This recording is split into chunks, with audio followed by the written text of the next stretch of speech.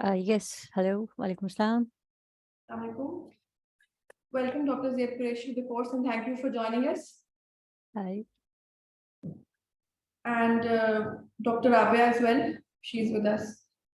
Okay, welcome to the IRC RCOG Pakistan Academic Session 6 for 2 days for the introduction to MRCOG 3. In this, we will cover consent taking, what are the domains and modules, what are the tips and tricks to pass the exam.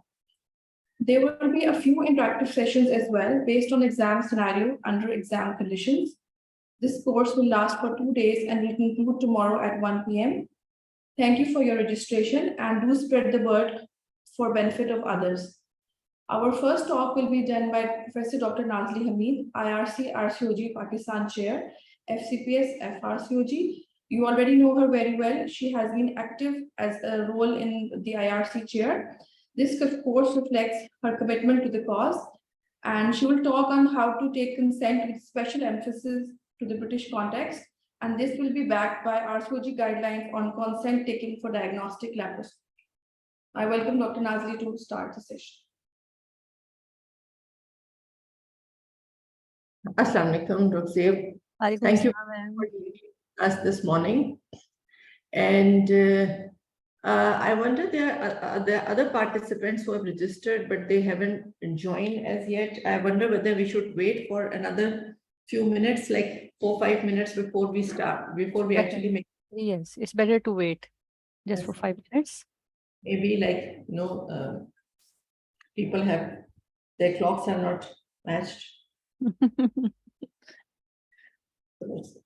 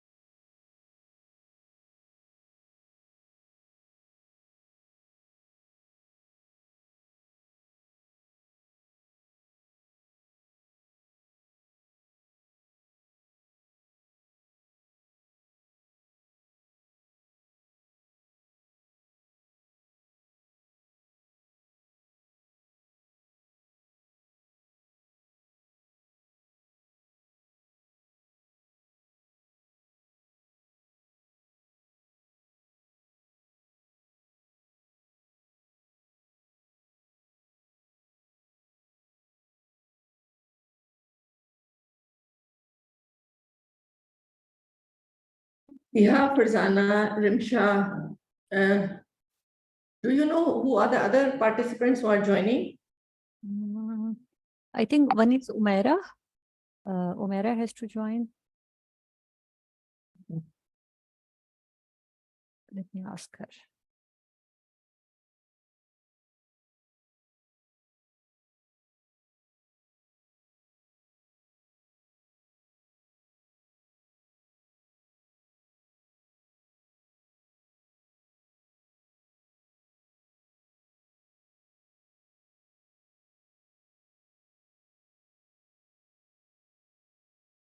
So few of them have texted me that they are unable to join the link, but we'll wait for another 2-3 minutes.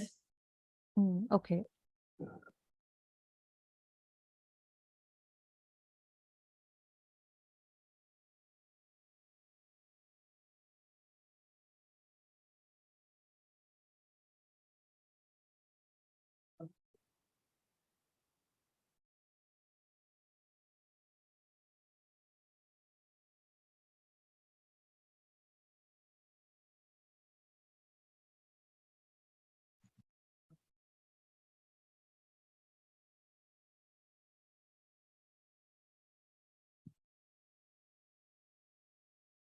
Okay, so girls, for all those girls who have joined, I just want to emphasize in the beginning that these are very important sessions.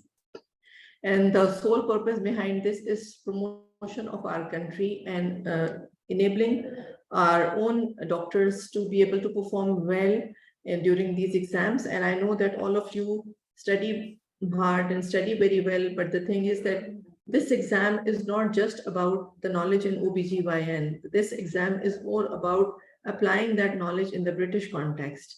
And unless you've worked there or have been exposed to that work system, it is practically very, very difficult to imagine, how the things work there. It's completely different. So these courses and these short preparatory online things which we are doing here, there are people who are doing it voluntarily as separate small groups, peer assisted learning. And now under IRC platform also we have started. This is just to give you an idea of how things work there, because some of you may not be able to get that opportunity to work there. And I know of many girls who failed just because they have never been there. So this course is just, it aims at somehow bridging that gap of how you can apply your existing knowledge in the UK setup, or how to produce whatever your knowledge you have, reproduce it during the exam so that it is appealing to the MRCOG examiners. So you should honestly take a keen interest. What I've observed during the last 1 year of my this tenure as an IRC chair is that all of you somehow this reputation has traveled that probably I'm very accessible, which I am, but given that I do have a job as well and I work besides this leadership role, it becomes extremely difficult to guide each girl individually. When you're texting me individually or when you're emailing me individually about, how to prepare for MTI, how to prepare for MRCOG Part 1, how to prepare for MRCOG Part 2, no matter how seriously or how sincerely I want, it's probably very, very impractical to guide each girl individually and to take her through the entire route of. So what I do is generally that I record the sessions and I share a link later on. So everything, has got a plus point and a minus point as well. And this thing also had a Cobra effect. What Cobra effect did it have was that people stopped us attending it at that very time, and everybody assumed that the link will be shared later on and they will get a recording. So not for everything you can get a recording, because for MRCOG Part 3 scenarios, they have to be interactive. And that's a very, very little registration fee that I've put on this time, just 3,000 rupees. It's less than what you spend on your haircut, less than when you go out for, just to have a burger and a Pepsi. So it was just placed in to cover the cost that we have paid to this online system, which is supporting us. Thank you very much, EduLife, for this, as well as give you an opportunity to be able to interact individually and to give some edge to those participants who have registered. And I will not be sharing this recording with the non-registered participants later on, because else otherwise the entire purpose will be defeated and people will just keep on assuming that they can, they want everything, but they want completely at their own, at the luxury of their own convenience. So not everything is possible. So please take it in a healthy spirit and spread this word around your other colleagues as well. So coming back to the topic, so we will start with the consent, how to take the consent in British context. You are all aware and very familiar of this very basic procedure, consent taking. We do it every single day for every minor procedure that we are doing. But when we are doing it in British context, there are certain differences which need to be highlighted. So number one, fully informed consent. And what do we mean by fully informed consent? By the way, all the participants, they are free to interact. You can stop me at any time if something is not clear, or the choice is yours. If you want to wait till I complete it, and then you just keep on writing down your questions, and at the end you want to ask them, I think that would be preferable, because many of your questions may be answered in the next slide. So, but feel free to interact anyway. So a fully informed consent, obviously we understand that a fully informed consent means that you explain the entire procedure to the patient, and we will see in the following slides what does that mean. What is her disease process, why this particular procedure is necessary, what other options are available for her, what are the advantages of this particular procedure, what are the disadvantages if she doesn't have that specific procedure that you are suggesting, and what advantages will she have if she opts for any alternative procedure, what are the disadvantages or inherent side effects or inherent risks of that particular procedure. And obviously all that becomes more contextual when we are thinking in the terms of whom to get the consent from, who should we be talking to, who should be the primary person who is signing the consent.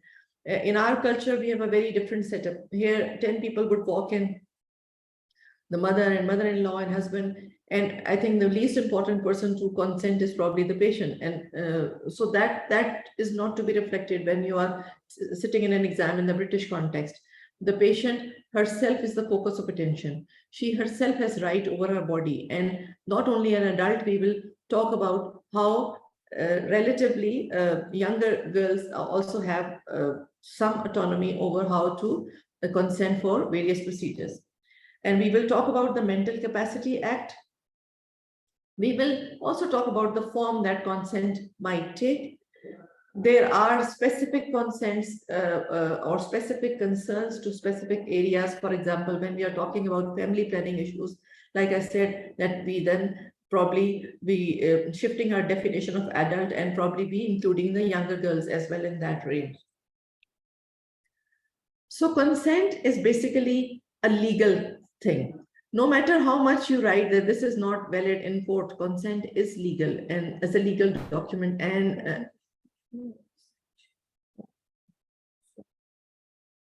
so I think I've not shared the screen, so sorry for that.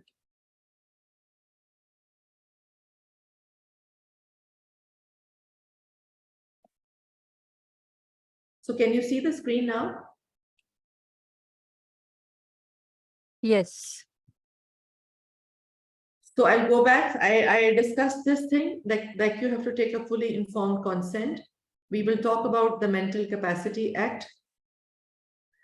We will talk about the form that the consent might take in different scenarios. And we will also talk that consent, the terms related and the clauses related to consent may be modified under different settings, for example, related to contraception.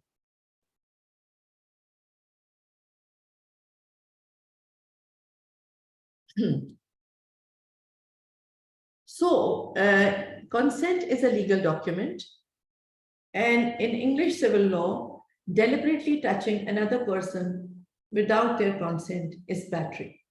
It is not authorized, right? So it's a chargeable offense. So it is very important that you touch another person, no matter for how minor a procedure, with a fully informed consent.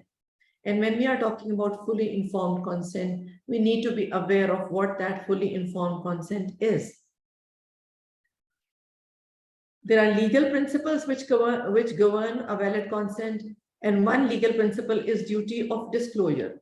What is your understanding of duty of disclosure, Farzana?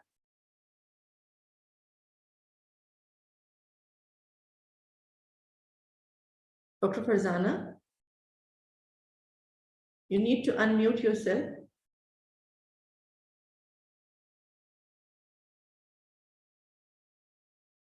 Okay, Dr. Madhya, do you want to answer this question?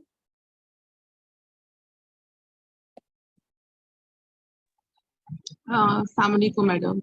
I think, madam, duty of disclosure is that to explain each and everything related to the procedure going to be performed on that particular patient. I think so. To disclose each and every information related to anything going to be started to the patient, either it is a medicine or either it's a procedure. So basically, it's about disclosing the information that what is the condition, what are the procedure, what is the procedure that you're going to perform, and what does that procedure exactly mean. So then there is another principle which is called duty of candor. So what does that mean? Madhya, we'll continue with. Duty of candor is like something if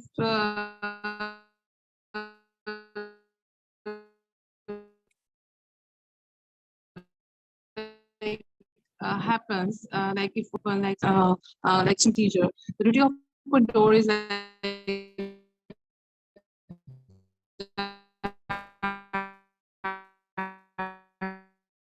I think she's breaking up. There is no voice. Your internet connection is having a problem. like teacher and we apologize to the patient. Some internet problem because I'm at my workplace and I don't have the Wi-Fi system. I have joined with my cellular data. So duty of candor is like that. Duty of candor is? Yeah, duty of candor is like if there is something unusual thing that happened to the patient, either during the surgery or something like in during the procedure, anything. So any person in the ward, he or she will go to the patient. He or she will explain to the patient that this is unusual thing that has happened to the patient, and he or she will apologize, and this will be documented. And number 3, so very rightly pointed out that it means that if there are any adverse events, need to discuss with the patient. Debrief and documented. Yeah. So debrief and documented. Debrief and document, and anything else you want to add in that? Farzana? So, and if possible, try to assist them in what can be done to rectify whatever wrong has been performed, right?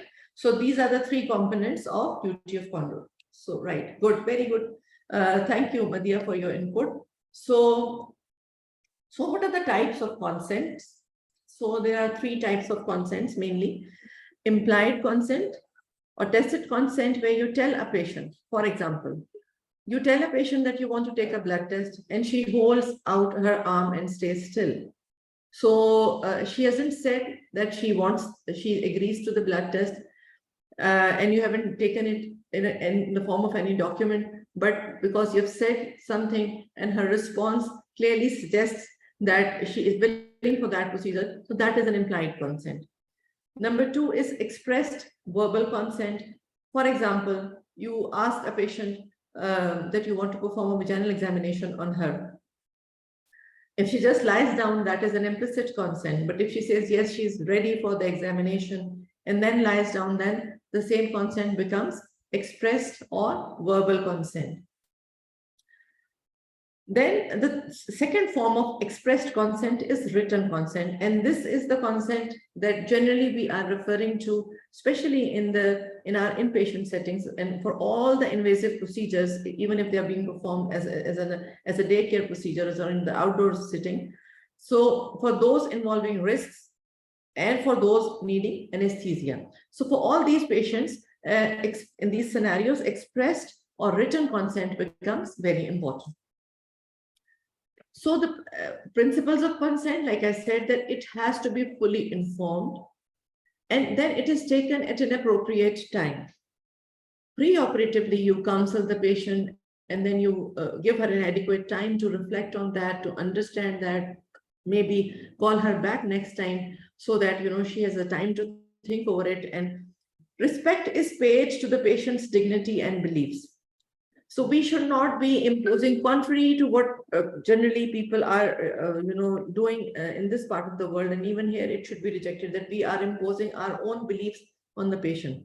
So patient demands a certain things, and we start becoming judgmental there, that this is wrong and you should not do it.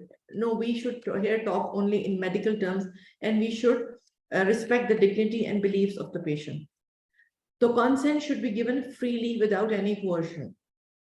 No force, no technique should be used to pressurize or enforce the patient. And that the person should have the capacity to consent. You've done everything, but later on, if it is proven that the patient didn't have the capacity to understand, again, you are in a problem. So then we need to understand the details of what does it mean, the capacity of, so what is a valid or informed consent? The validity of the consent is not just dependent on patient signatures on a form, right? This is again in contradiction to generally what our postgraduate residents are used to. The same should be extended to our own clinical setting as well. But now, because this course is specifically for the exam preparation, so we are specifically talking about the British context. So the validity of consent is not dependent on signature at all. It depends on the adequacy of explanation that you have given to the patient before she makes a decision. And obviously that involves that she was mentally capable of understanding that explanation as well. So in a fully informed consent, she has to understand at least 6 components. The nature of the condition for which the procedure is being proposed. So this is important, that she should understand that why you are suggesting one particular procedure. The nature of the intervention or the procedure. Whatever you are going to do, explain it to her. What does it involve? We will discuss a scenario of diagnostic laparoscopy towards the end, and that will help you understand that what does it mean? How do we tell that what are we going to perform, or how we are going to intervene? Number 3, we should also tell her the intended benefits and the likely outcome if she agrees to undergo that particular procedure which you have suggested. The informed consent should also cover the potential risks of the procedure and their possible frequency. What alternative treatments can she opt for if she doesn't agree for your suggested treatment or the treatment modality under discussion right now? What are the risks if she doesn't agree to this procedure? So all this actually will help her. These steps are taken to enhance her understanding of why a suggested procedure is important for her. And then document any procedure she doesn't want or she doesn't agree to have. So when you are talking to the patient, please document it. For all of those who have had some exposure in the British context, you know that they are actually having even a dictaphone when they're doing consultations. They have a dictaphone in hands. So the entire conversation is being recorded, and then it is being read by the clerking staff, who sends the letters back to the GPs, and every point is covered. Whatever patient has agreed to, whatever patient hasn't agreed to. So the alternatives, the consequences of doing nothing, and give written information is very, very important and very, very crucial and cannot be overemphasized. Courtesy, respect for dignity and beliefs, we have already discussed. So be very, very courteous. If a patient expresses some emotional breakdown or something, try to show your courtesy in that exam situation. And then an appropriate time, cooling off period may be allowed. So if a patient says that she's overwhelmed by your information for one particular procedure and she needs time to think about that, or even you can yourself offer that she can, if the situation is not urgent, if it doesn't demand an emergency intervention, then an appropriate cooling off period may be allowed. Appropriate language should be used with the patient, which should be clear and simple. We start learning it right from our undergraduate period, that when we are talking to the patient, we have to use clear, simple language. We have to avoid using medical jargons and try to use simple examples to explain that particular situation to her. Simple examples from day-to-day context, which will help the patient understand that situation. Many a times, that procedure is very familiar to us, and we automatically assume that the other party is also understanding it as well as we or any of our residents would understand. But for patient, that entire situation is completely new and she has to process all that information. So if we give her examples, if we give her some time to understand that, probably it is much more easier for her to understand it well. And then when you are talking about frequency, give her some example. For example, if you're saying something is very common, maybe you say one person in a family or one in 100. If you're saying something common, maybe 1 in 100. That was more than 1 in 100. So if it is uncommon, maybe 1 in 1,000 or a person in a village. Rare, 1 in 10,000. Very rare, less than 1 in 10,000. So when you say common or uncommon, these are subjective terms. So try to make them a little more objective, or I would say a little less subjective, so that the patient can relate to what you're trying to say. And then consent has to be freely given. Try to ensure that the patient is free to express her own free will. Avoid using family members as interpreters. So this is especially important for our candidates, because they appear in the exam from a cultural background where all the family members are interpreters. It is customary that the patient will walk in and will want to. She enjoys this situation that she should stay quiet, and she wants that somebody should be her spokesperson and that person should be talking, and you actually have to repeatedly insist that you want the patient to talk. But here, the context is completely different, and patients have their autonomy of their over their bodies, and so here in particular, avoid using family members as interpreters. Try to see a woman on her own to explore her true feelings. Then you may have to make modifications in the consent depending on what you're talking about. For example, if you're talking about screening for cervical cancer, screening for sexually transmitted diseases. So again, the consent form will vary. Sterilization, if you're talking about. So there will be specific additional concerns apart from the general consent discussions that we are doing here. Fertility treatment, Human Fertilization and Embryology Authority, role of that, the guidelines and code of practice given by them comes in. So if a patient is, you're talking about fertility consent, mentioning about HIFA there is also important. Consent in labor, if that is a situation, probably, you need to modify. If, for example, patient is having fetal distress, or the mother is having distress, she's in pain, or she has had analgesics, how you are going to modify that situation? How are you going to modify your consent taking procedure in that situation? What are you going to do if you want students to be attending the procedure? If they are going to be there, are you taking any, or are you just assuming that the patient wouldn't mind? If you're working in a teaching setup and you want students to come in. Human Tissue Act. For example, you want to retain or dispose of the tissues. So please take her consent on that as well. And if you're using multimedia to transmit all those procedures, that also needs to be specifically clarified. So what do we mean when we say that does the person have the capacity?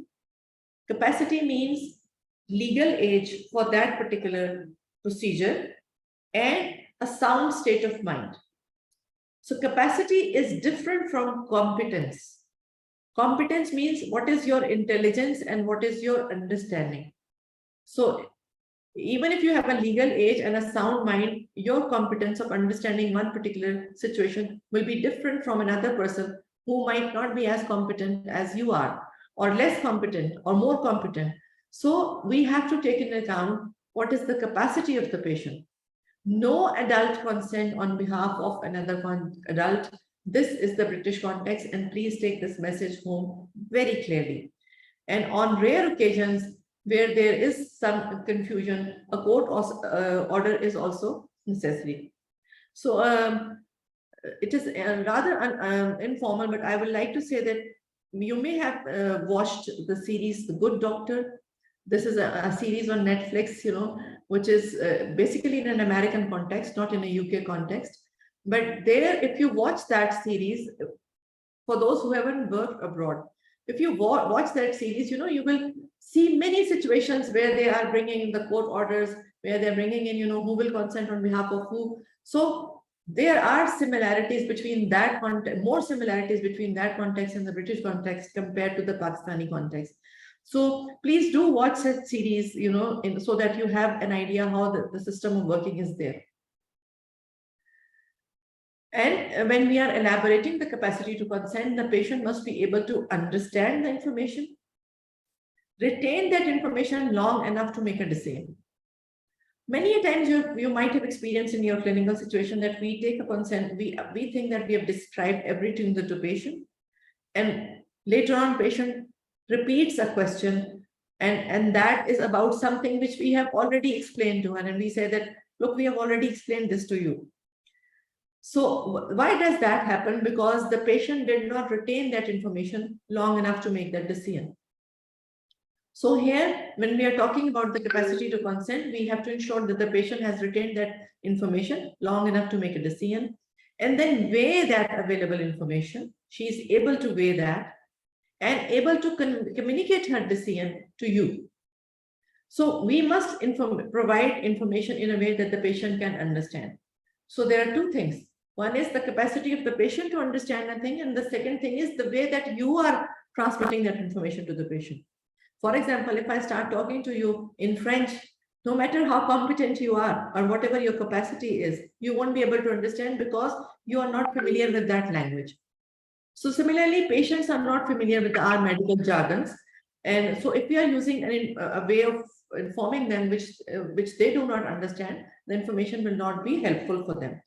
And for bridging the gaps in different situations where patients have special needs, for example, if a patient is blind, using Braille. For example, if a patient has got a language processing disorder, sign language, interpreters, or at times using a simpler language, simpler than the one that you're thinking you've already used, might be helpful. So what is the Mental Capacity Act 2005? It is based on 5 key principles. Presumption of capacity, we assume that the patient is capable unless proved otherwise. And then every effort must be made to support the patient making their own decisions. And right to make their own decisions, even if you think that they are unwise, you can just guide them, but you cannot decide in your place. You can just guide them what is in their best interest, but then let them choose finally what they think is in their best interest. And this approach is least restrictive of human rights, and hence it is respected. The patient makes a legal declaration while they have a capacity, nominating the person who will make decisions on behalf when they lack capacity. For example, you discuss with the patient that this particular scenario may arise intraoperatively. Then she can say that in that situation, that person may consent on my behalf. We will discuss later on that preferably such a situation is to be avoided. More specifically, if a patient is found in a situation where she is not mentally capable, she's unconscious or semi-conscious, who should be the next person in that situation who should be consenting on her behalf? Independent mental capacity advocate may be appointed by the court to act in the patient's best interest where such sort of pre-existing declaration is lacking. So this is about the contraception consent.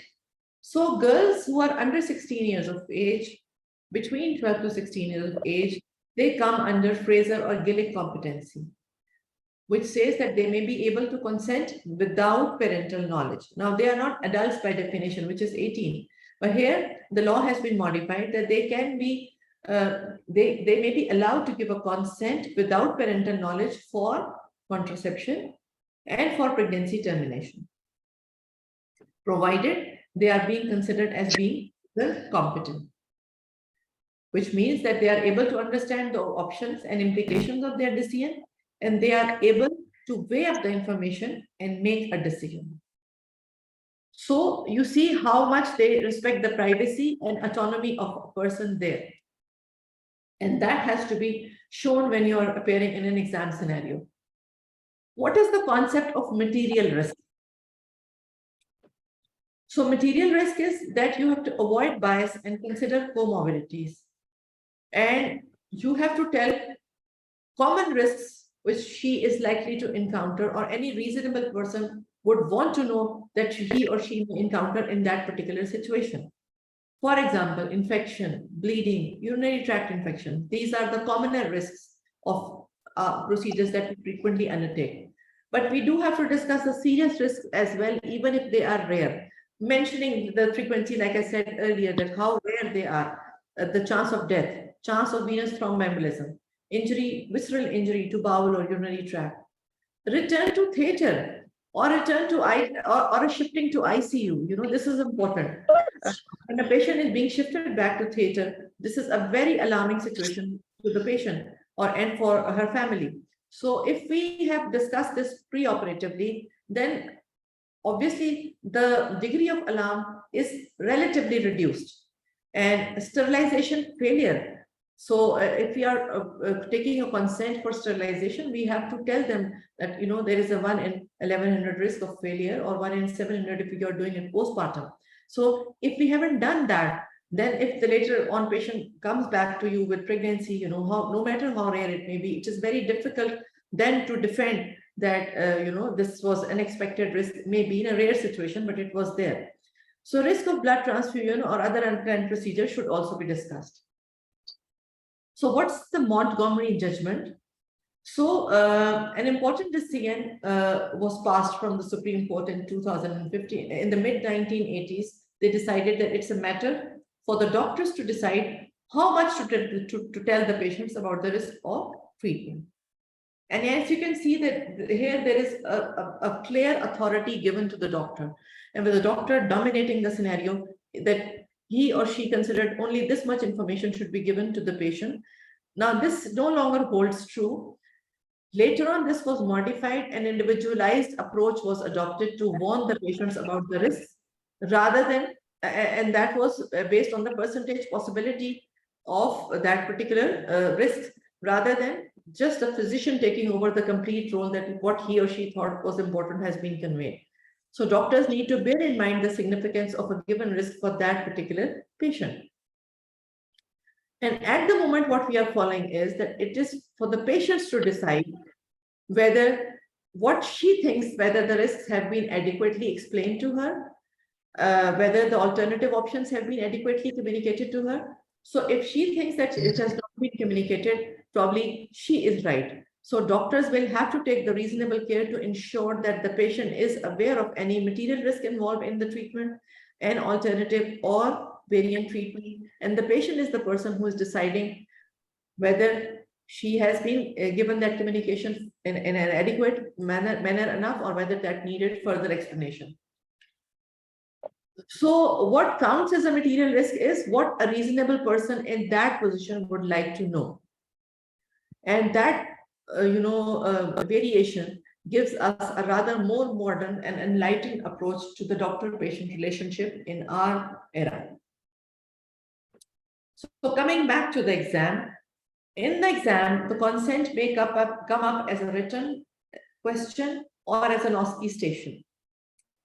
And there you have to counsel the patient or if you're in a written situation, you have to write down that I will counsel the patient, and what those points are that you are going to counsel for, they need to be highlighted. Awareness of the need to see the patient on her own. So that will be reflected that you want to see the patient on her own, conveying that you respect the autonomy of the patient. Specific items that you want to discuss in the consent. For example, in sterilization, what you want to discuss, or if it is a consent pertaining to the removal of ovaries, what will you want to discuss? Or if it is a girl who is under 16 and is coming to you requesting contraception or termination services, you should be aware of Fraser-Gillick competence as well. These are the various sites where you can refer to a further detailed explanation of what is Mental Capacity Act, for example, what are the clinical governance advice, what is a valid consent, what are the consent series. So, and now we will be talking about the consent for diagnostic laparoscopy.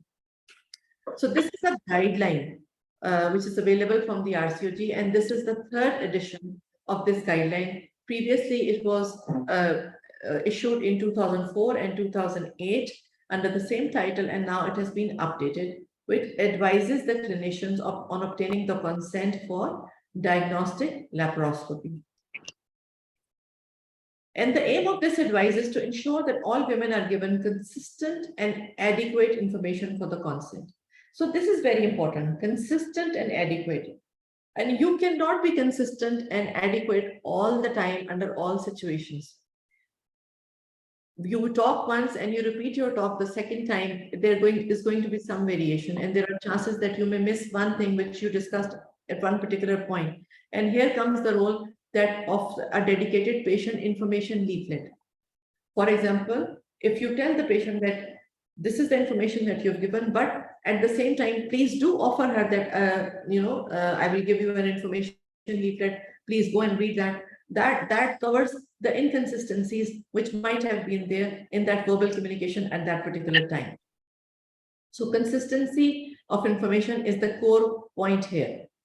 And advice should also be given to the patients on the basis of these consent forms in the consent, the consent guides which has been given in the link which I have given you earlier.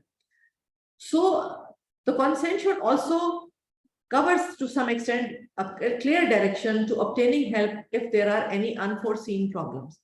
What to do if she goes home and she experiences certain problems? What should she do then? Clinicians should be prepared to discuss with the woman any of these points on these pages, and risks may be quantified using the descriptors which are given on those consent forms. And we will see the consent form towards the end for the diagnostic laparoscopy. The proposed procedure. So if you are talking about laparoscopy, which we are here, we should describe the nature of laparoscopy, which means that we explain the procedure and we should try to explain it as it has been described in the patient information leaflet. And it means that you tell her that this involves insertion of a laparoscope through a small incision on the wall of the tummy to view the cavity, the inside cavity, and also the organs inside the cavity to specify a cause for her symptoms. Please tell her that this involves the use of additional small incisions as well to allow you to use of retractors or instruments or graspers to move the structure around within the abdomen so that a thorough inspection or some possible treatment which you have already agreed in advance may be carried out at that time. And what those treatments are, potentially minor treatments which we generally want them to consent for is, and they should be discussed with the patient prior to surgery and documented in the patient record or consent form. They are chromopertubation, the tubal patency test that we do during laparoscopy to see that the tubes are patent. Excision of superficial mild endometriosis, if you want to do that. Or a filmy adhesion, if you've seen a flimsy adhesion, a band of adhesion is there and you want to divide it. Or a tissue biopsy if you want to take. So that should be covered in the consent form. Other procedures which might be anticipated must also be discussed, and additional consent should be obtained specifically with additional risks. For example, what if you see an ovarian cyst? What if you see a severer form of endometriosis? What if you see a thick or a vascular adhesion? So please tell her that these are the possibilities that this may be encountered. And there is and how should you tell that? You tell her that there is a possibility of finding conditions which require more extensive surgery. And this is an indirect risk of that procedure. Later on, if the patient gets up and you say that, look, we found this particular thing and we wanted your advice on what to do on this, she may come up with that you didn't discuss this beforehand. You didn't discuss this possibility, or else she could have consented for that beforehand. So please counsel her that there is an indirect risk that during the procedure, you may encounter something which may need a more major gynecological surgery later on. And that may need further discussions, In these circumstances, small sample of tissue may be taken for biopsy and analysis. However, no disease modifying or curative surgery will be attempted unless the patient explicitly tells you to do so. Intended and potential benefits should be discussed to find out the cause. So for laparoscopy, what are the intended and potential benefits? To find the cause of the women's presenting symptoms.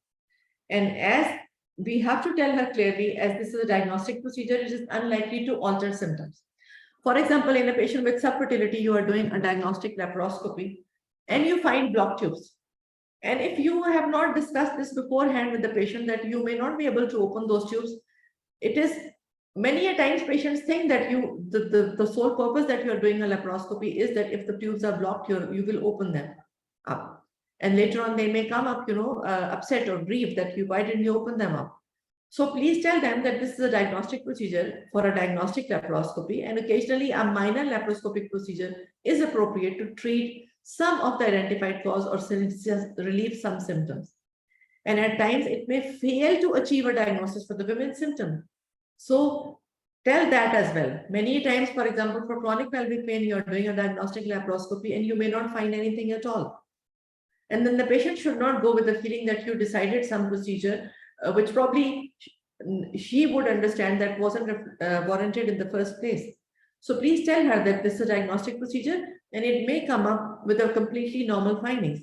It may not be appropriate to perform more advanced surgery at the time of diagnostic laparoscopy, as the patient may require time to consider all further options depending on the findings of this test. So this is important.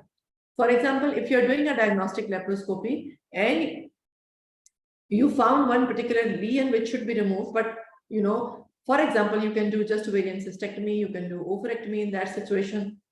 So options need to be discussed with the patient. So generally, it is better that the patient, as we said, that the patient should be the focal person. So that procedure should be kept for a later separate procedure, unless the patient clearly wants you or consents you to proceed with that and gives you an option what to do in that scenario. Significant and frequently occurring risks. It is recommended that clinicians should make every effort to separate serious risk from the frequently occurring risks. Like we said, the frequently occurring risk may be like, for example, infection. High-risk groups must understand that the quoted risks for serious or frequent complications will be multiplied in their cases. And what are those high-risk patients?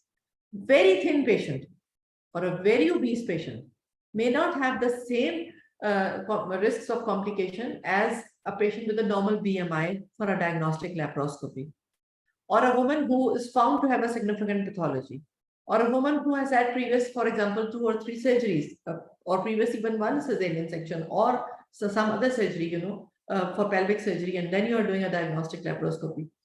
A woman who has had some pre-existing medical condition and you are doing a laparoscopy. So the risk of serious complications at laparoscopy also increase if an additional therapeutic procedure is added. So you in the consent just gave her risks of a diagnostic laparoscopy, but intraoperatively you proceeded to a therapeutic procedure, the risk of complication would change. And this is one reason that probably keeping it for a separate sitting is preferable.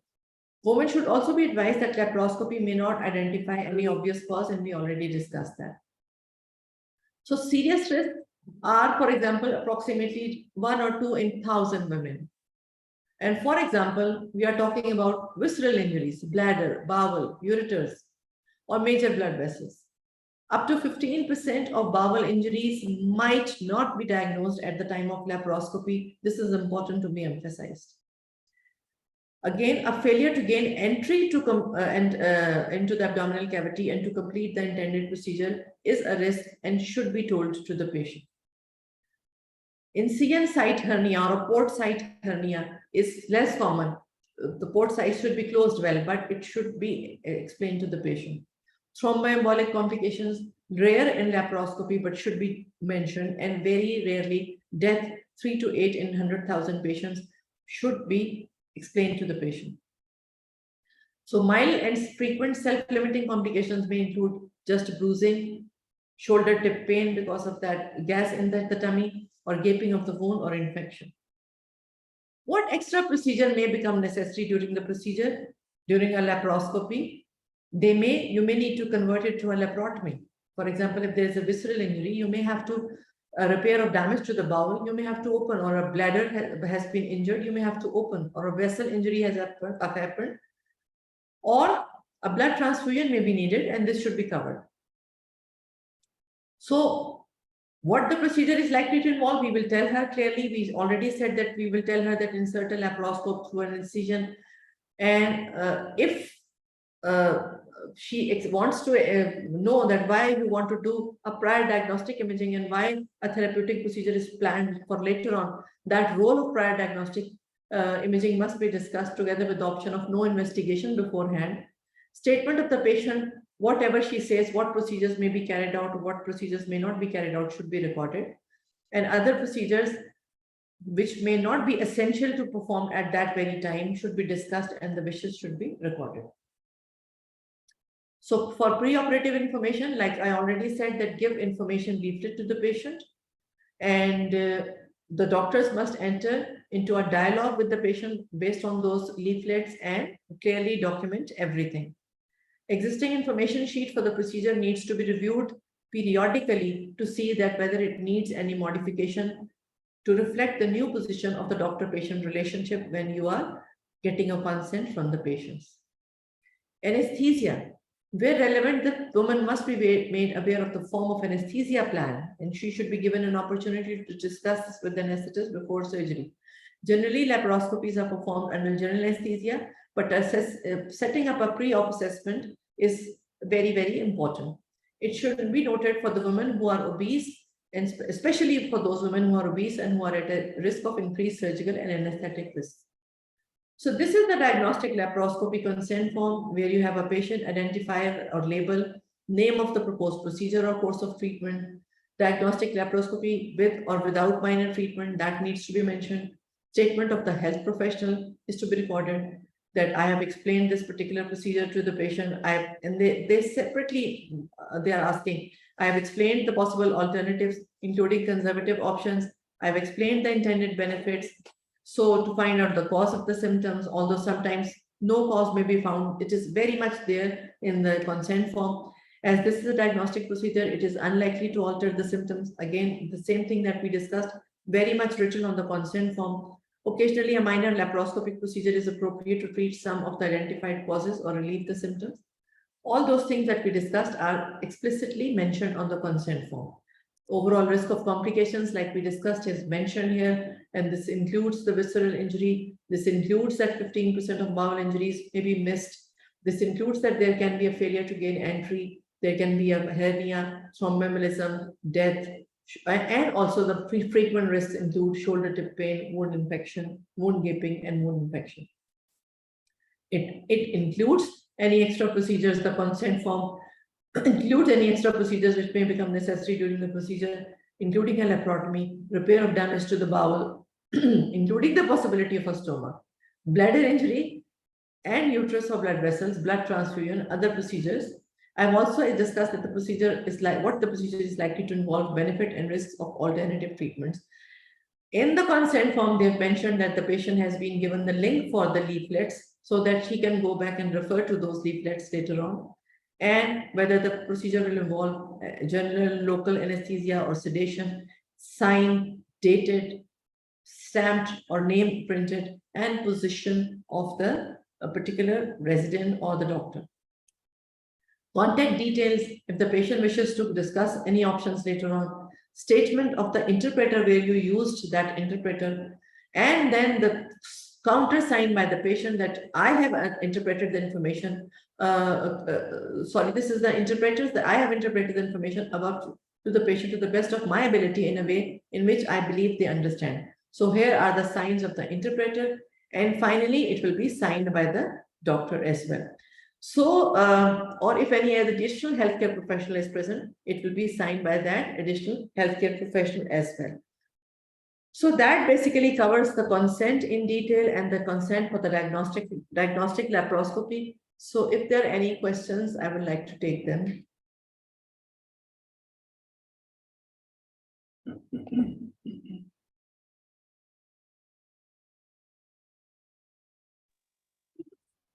Hello, I'm Hello. audible. Yes, you are. Ma'am, can you explain duty of disclosure again and duty of condor? So duty of disclosure is basically what you are going to do, what you are going to, basically all that you need to do, all that we have discussed, like for example, in the consent form for the diagnostic laparoscopy, why the procedure is being mentioned to the patient, why the procedure is indicated, what likely benefits, what alternative options she has, what are the disadvantages of this particular procedure. Duty of condor is after something has happened, some inadvertent complication has happened. And then now you go and you debrief the patient and you tell that, look, unfortunately, this complication has already now taken place. And you still apologize to the patient, that despite the best of the precautions that you took, this complication has taken place. And what now remedial measures can be taken and how you can assist her possibly, in getting out of that complicated situation. That is the duty of condor. Yes, thank you. And I want to add one thing. Duty of candor is going to be being open and honest, not Yes, hiding yes. anything, not Yes. being, not being defensive as well. Yes, it has to be anything, there is a separate talk on what to do when things go wrong or clinical risk management. So things do get wrong in the best of the circumstances and in best of the hands. Exactly. So an honest, transparent communication is the one which saves your face in most of the time. So, if the patient thinks that throughout the process, the course of the that procedure, you were very honest and you were sharing everything transparently with her. I've seen that patients would, even major complications, they would ignore and they will, cooperate with you during the process of that rectification. However, if at any place they feel that they are being, you're playing smart with them, or you're trying to hide out something, that mutual trust, the feeling of mutual trust is gone. Here, the problem starts there, I think. Exactly. So any other questions? Otherwise, we will move to the introduction of our next speaker and then the next talk. And now Dr. Sadaf will be introducing our next two speakers. And I'll just start by saying that Dr. Rabia Mushtaq and Dr. Zaib Qureshi, both of them are extremely dedicated girls, and I've come across them during my this IRC election and subsequent my performance as an IRC chair. So this is an additional unique thing which I've a positive thing which I've experienced during this last 1 year, that I've come across so many good and talented girls who are doing very good job individually. Zaib is running courses separately as well, and Rabia has also written a book on MRCOG, and they're doing wonderful work. And now they are working with us in IRC and as a collaborative team effort. And I think we should give exposure to all the younger colleagues as well, because that is how the succession planning is performed. So we will be going tomorrow, and if we bring in new girls and we give them a chance to take the lead today, tomorrow they will be prepared to perform our roles better and rather outperform us in our roles. Thank you. Thank you, ma'am. Thank you so much. Means a lot. Thank you so much, Dr. Nazli, for your comprehensive talk on consent taking. Now our next speaker will be Dr. Rabia Mushtaq. She is FCPS MRCOG with 18 years of experience in Obs and Gynae and 10 years working experience at UK. She has a special interest in reproductive medicine, and she is known in academic circles for her contribution to teaching and training. And she's an author of a book on, for MRCOG, and she has published her work in international medical journals. Dr. Abhay Mushtaq, please continue with your talk. Thank you.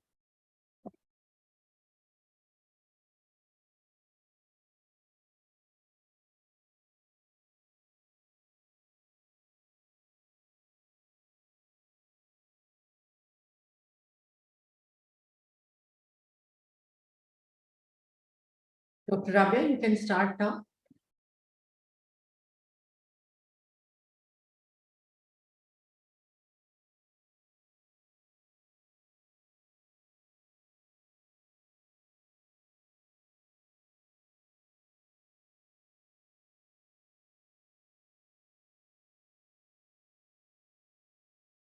I think she's not here yet, or maybe connection error or something. Okay. Since we cannot contact Dr. Rabia, so I would request Dr. Zaid Qureshi to start her session.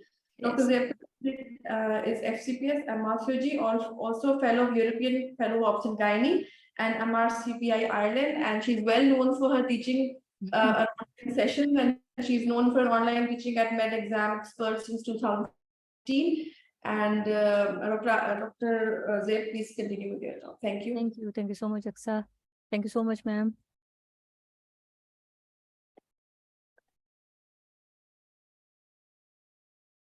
Okay, so this is going to be a kind of, the formal talk about how we prepare about Part 3 MRCOG and how we deal with the stations and all, and how we go about the domains and everything. So many of you must be knowing about the pattern of exam. Many of you have been rehearsing for long, because I know a couple of candidates personally. So yeah, so this is not going to be a kind of, the exhausting talk. Rather, it is going to be an interactive session. So I would appreciate if everybody could, open their mic and, ask the queries from us. Me and Dr. Rabia is going to be taking this lead and going to be talking about this, the particular session and domains and all. Okay, I think Dr. Rabia is here as well. Yes. Yes, I am. Hi. Hello, everyone. And good to have you all here. And I think I'll be learning with all of you as well and teaching as well. So let's hope we have a good time. Yes, yes, yes.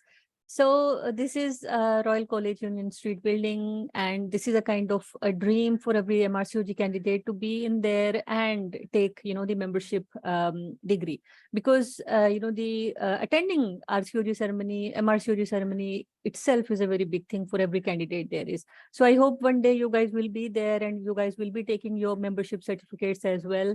And I hope we can be the part of your success stories one day, perhaps. So every OBGY candidate's dream is to become MRCOG. And in the last couple of years, it has been a very, I must say, a very good trend that after doing FCPS or MCPS or any other local degree, all overseas candidates are aiming and dreaming to become MRCOG as well. So I think this is a very good thing, because personally, I feel that when I became FCPS, so I still was thinking that, no, I have to study some, the more, I have to go for something. So then I started preparing for this MRCOG. When I started, the preparing for this in 2016, so very few people have been doing that. But now we are into 2023. So now I can see that almost every other candidate is aiming for MRCOG, which is good, because it is really, it gives us bigger perspective, number one.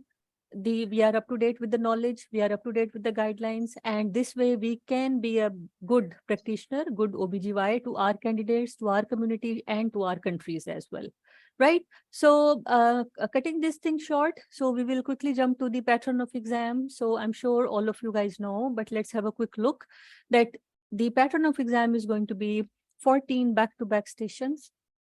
So roughly there is going to be a role play task of 7 to 8. And then there is going to be a structured discussion task.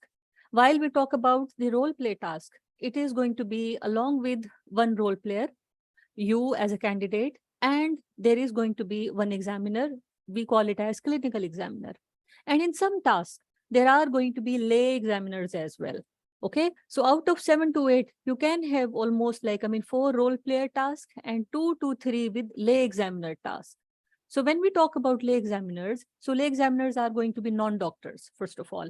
Secondly, they are going to be like, either teachers, either, the community workers, or, the lawyers, or, the counselors, or anybody who is going to, see how you behave, with the patients, and what is your body language, how you talk, do you use any kind of the jargons, or your language is jargon free, do you validate the patient's concerns, do you try to alleviate their anxiety and everything, what patient is having any question, are you answering them, are you a good listener or no. Doesn't matter you are a good doctor, but of course, you first of all, you need to be a good listener. Yeah. So if you are going to be a good listener, you are going to listen to the patient's problem, you are going to validate their concerns as well. So this is what is going to be the duty of lay examiner. So out of the structured discussion task, roughly 5, 6, or 7, sometimes they can have, 9+5 ratio, 9 role player and 5 structured discussion.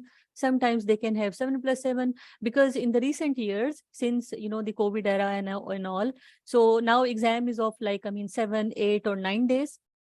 So of course they have to change the pattern as well. So they are changing the pattern. They are bringing more new stations. They are bringing more new, the task. Earlier, back in, the no, the kind of, the 2016, I must say, or 17, we used to have this kind of pattern. But since COVID, we are having this kind of pattern, 7+7, role players and structure discussion. So mind it, mind it. Not everybody has to speak English all the time. Okay. The structure discussion task is also very much important, because this is going to reflect your clinical knowledge, what you have done so far in your part 2. And, likewise, you have to repeat that knowledge in your part 3 as well. So don't think that this exam is purely a communication based exam. And don't think that this is a purely your knowledge based testing. No, this is going to be applied clinical knowledge coupled with your communication skills. So make sure that you are using very beautiful phrases, easy sentences, and of course, it has to be according to the guidelines and according to the TOG articles as well. Okay, so I'm sure everybody knows that what our curriculum is as an MRCOG candidate. So we do have guidelines from Royal College, guidelines from NICE, and then we have to cover a couple of TOG articles as well, right? So what you have to do, again, you have to revise your stuff. Okay, not all the time you have to rehearse with your, the role player. Yes, it is important, but at the same time, structured discussion is equally important. I am in this teaching, MRCOG teaching for the last, exclusively for part 3 for last 4 years. So what I have been seeing is that candidates, they don't pay any kind of heed to structured discussion at all. Everybody is interested in role player station. Yes, I must say that exam, the percentage is collective. So you have to prepare collectively, you have to speak collectively. So you have to be able to answer every kind of question there is. All right. So make sure that from today onwards, because we are preparing for November exam, so we do have a couple of months, isn't it? So please revise your stuff, revise your guidelines, revise your applied clinical knowledge, because recently in May exam, many of my students, they have failed in applied clinical knowledge, they have failed in patient safety. And, because everybody is like, love to play this role play task. So they were okay with communication. They were okay with, the information gathering. However, they were weak in their applied clinical knowledge.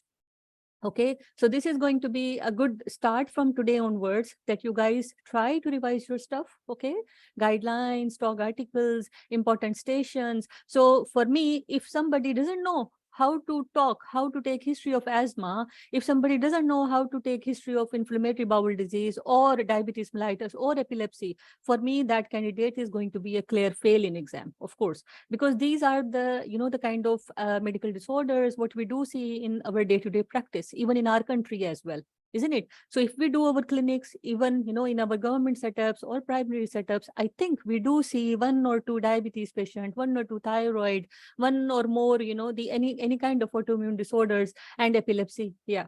Okay. And apart from that, mental disorders as well, mental health disorders, I must say. Okay. So try to rule out mental health questions as well when you are asking about, the questions that how have you been feeling for the last 4 weeks?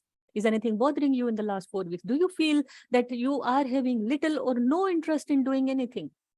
Okay, so make sure that you are having, all these kind of screening questions in your history, and it has to be a must.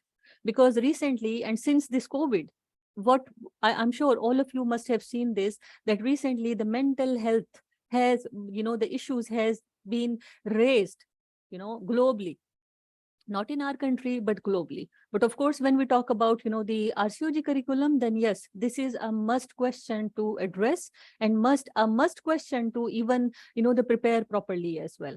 All right. So we do have nice guideline on mental health. We do have a couple of TOG articles on mental health as well, perpetual psychosis. We do have, the depression and anxiety, blues, everything. So you have to do them very well as well.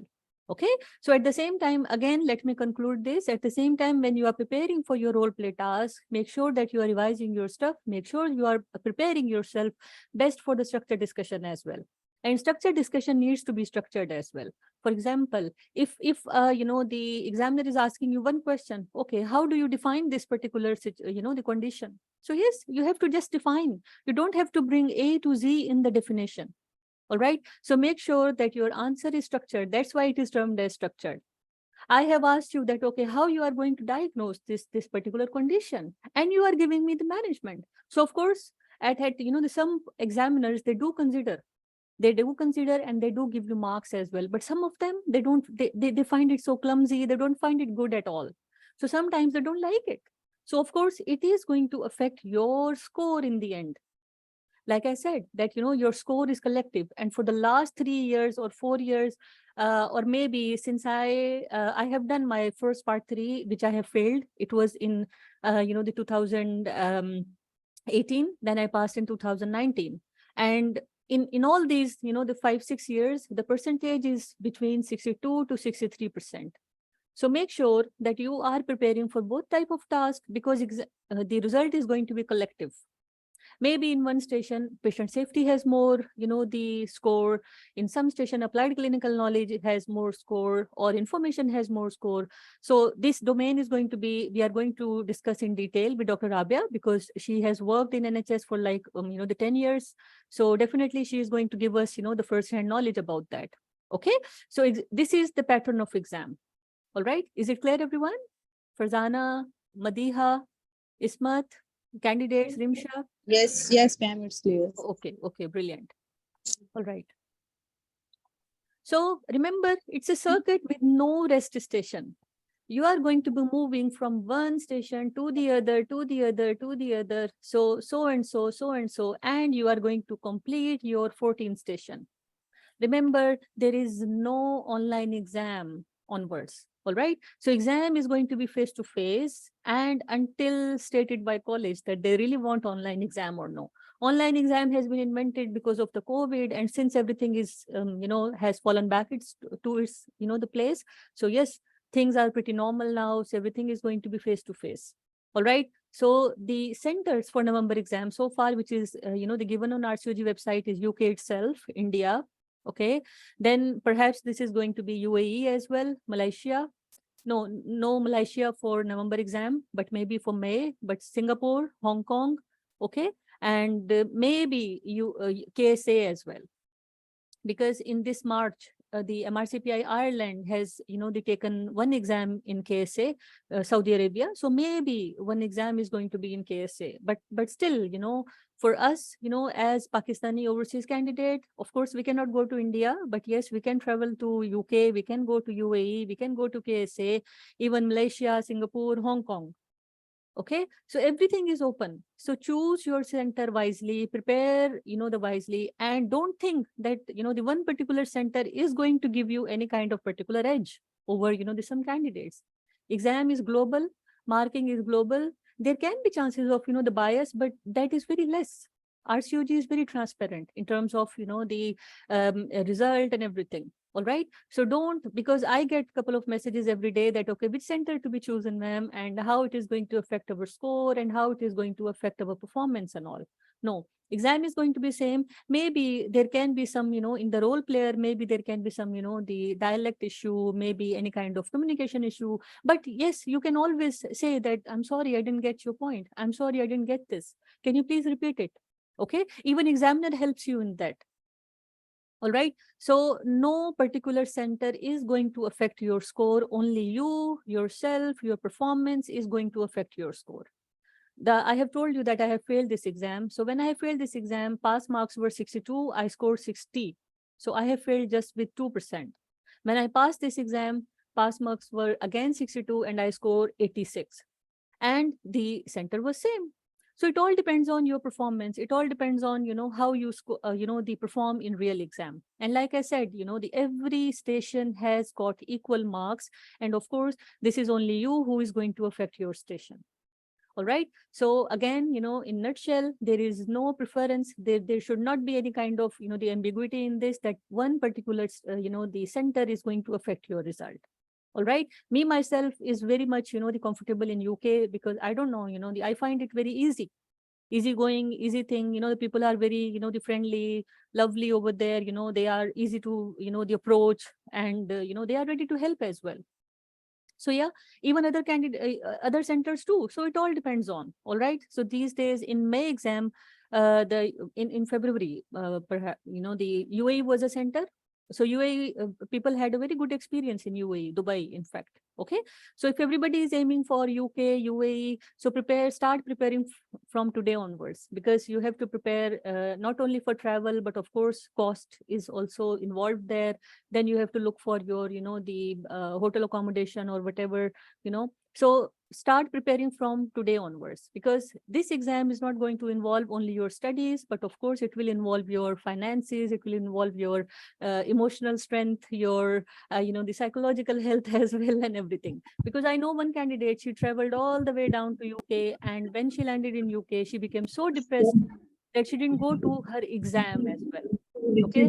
She was so anxious at that time. She said, no, I cannot go to exam because, my family is not here. And she was so, the kind of anxious. So please make sure that you are making yourself strong as well, because this way or that way you have to travel. If you can bear the cost of, your family member or whoever you want to take to any center. So yes, make sure that you are having enough finances and enough resources to, the cater.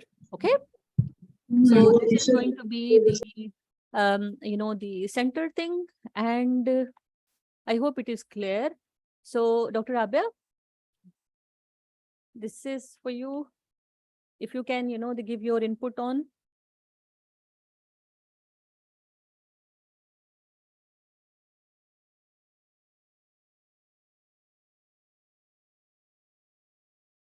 Okay. Okay, so general tips how to pass in part 3. First of all, you have to look confident. You have to appear a safe, the logical, organized doctor. Again, logical and organized mean that you are working in the lines of guidelines, protocols, and even the trust guidelines. Every trust has, the different guideline in UK, but of course, there is going to be a standard national protocol, and that is Green Top guideline. All right. So being an overseas candidate, being an MRCOG trainee, you have to be well versed with your all guidelines. At the same time, it has to be a very, the good grip on, the applied clinical knowledge, safety points and everything. You need to show sympathy, and you have to be empathetic at all times as well. Again, it shouldn't be like this, that if a patient is crying, and you will be seeing this, in UK, basically, because they are going to hire, the trained, the actors. So they are going to be, the crying, their heart loud, they are going to, they show you a lot of, the emotions at times, anger, the anxiety or depression, not opening up, not answering the question at all, that will comprise the mental health. And after that, of course, they are going to be crying, the rivers and everything. So what you need to do, of course, sometimes, we get carried away as well. Okay, we do get, the kind of emotional, sometimes we do bring tears in our eyes, but of course, we cannot show it to the patient. Likewise, in hospital, of course, if somebody is crying, don't cry with that patient. Okay. Don't show it from your, the face that, okay, you are just ready to break down and everything. All right. So at all times, you need to show sympathy. If patient is telling you, doctor, I'm having this pain for the last 5 years. And at the same time, I'll come to that pain afterwards. Can you just tell me what exactly is bothering you at the moment? Oh, she is being bothered with pain. So you have to validate her concern at the same time. Oh, I'm so sorry. It must have been difficult. Can you please tell me that what exactly the pain is all about? When it starts, is there anything, which makes it better or which makes it worse? Or, the open question, can you please tell me in your own words what is bothering you? Can you please tell me in your own words what has, they led you to come in here to see me? Okay. So this way or that way, the history taking, I'm sure everybody who is a fellow of even FCPS, the CPSP. So we have been taught in this way as well, that either we can ask an open question or we can go with the closed question as well, one after one, right? Closed question in which we are going to lead the discussion. We are going to ask. Okay. Open question is going to be, okay, let the patient talk. Let the role player talk. Okay. Can you please tell me in your own words? So this is going to give us as a, the exam candidate more room to understand, because patient is going to open up herself and she's going to tell us that, what exactly is bothering her, what is her problem, and how we are going to solve it, how we are going to help her out. All right. Be patient and active listener. Don't bring your agenda to your exam. This is the biggest mistake what exam candidates do, because I have my own set agenda that I have to follow.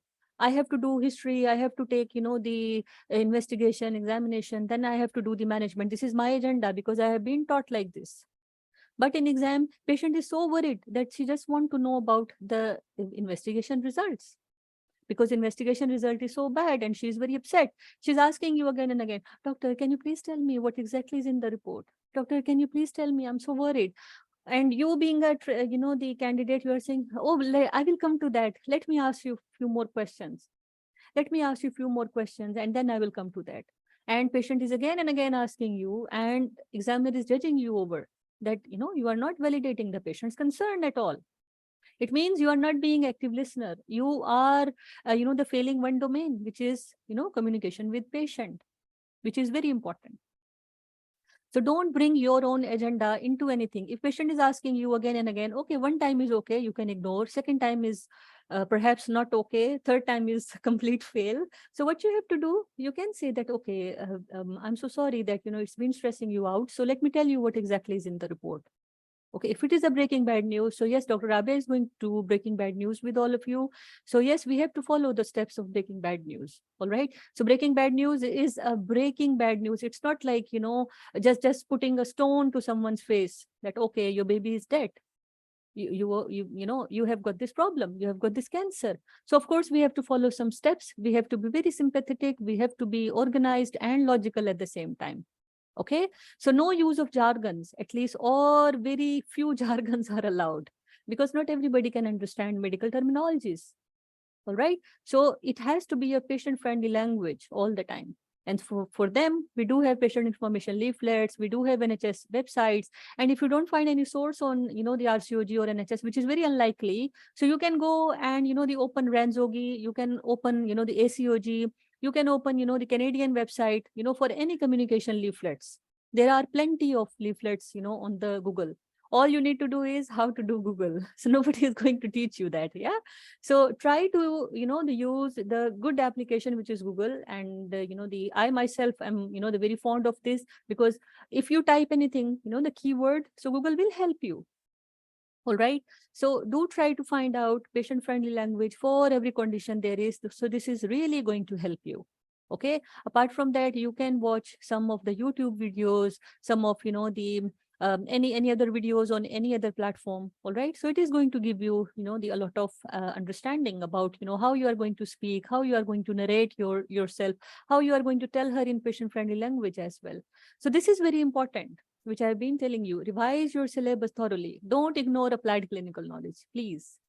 Please, it shouldn't be done at all. It shouldn't be done. This time in May exam, many candidates have failed just because of, they haven't revised their syllabus well. So of course they have failed one domain.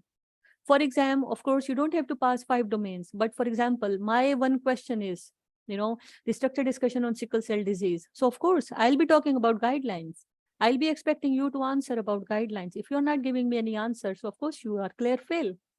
All right. So if you are failing one station clearly, so again, in another station, you are failing another structured discussion, very clearly. So of course, you are on verge of failing the exam as a whole. All right. So make sure that you are revising your syllabus properly, especially the important task. By now, I'm sure you all are well versed with, what are important hot stations of RCOG, isn't it? Like I said, for medical disorders, asthma, von Willebrand disease, sickle cell disease, thalassemia, all right, diabetes, epilepsy, hypertension, preeclampsia. Then comes, your this thyroid disorders. So if nobody knows about, all these disorders, so I think this is not good as exam candidate for you as well. And of course, for exam, this is going to be a kind of clear fail, isn't it? So make sure that from today onwards, if you are aiming for November exam, make sure that you are making a comprehensive schedule, make sure that you are revising your stuff, you are preparing for this exam with full throttle, without any break. And it has to be, like Dr. Nazli said earlier, that it has to be consistent and daily and regular practice of station is a must. For example, you aim yourself that I have to do at least 3 to 4 stations in a day. Apart from your own responsibilities of home chores and job and everything, but do try to do 3 to 4 stations in a day, because at the same time you have to prepare for exam as well. So this is not going to be, the nighttime kind of practice that you are going to be ready for exam. It needs consistency. It needs, a lot of practice. It needs a lot of study as well. All right, Claire, Madiha, Farzana. Yes, Dr. Zaid, thank you. But I just want to raise one question here. Because last exam, when I appeared in February, so there was one patient who was 14 years age, and she presented with dysmenorrhea. And then the whole station, I asked whole questions around dysmenorrhea. I also asked confidentially about whether she is sexually active or not. But after the whole station, in the last couple of minutes, she came up to that she is sexually active and she wants contraceptive as well. So that was like the hidden agenda was contraception, and she speak up in the last minutes. So my station was not face to face; it was online.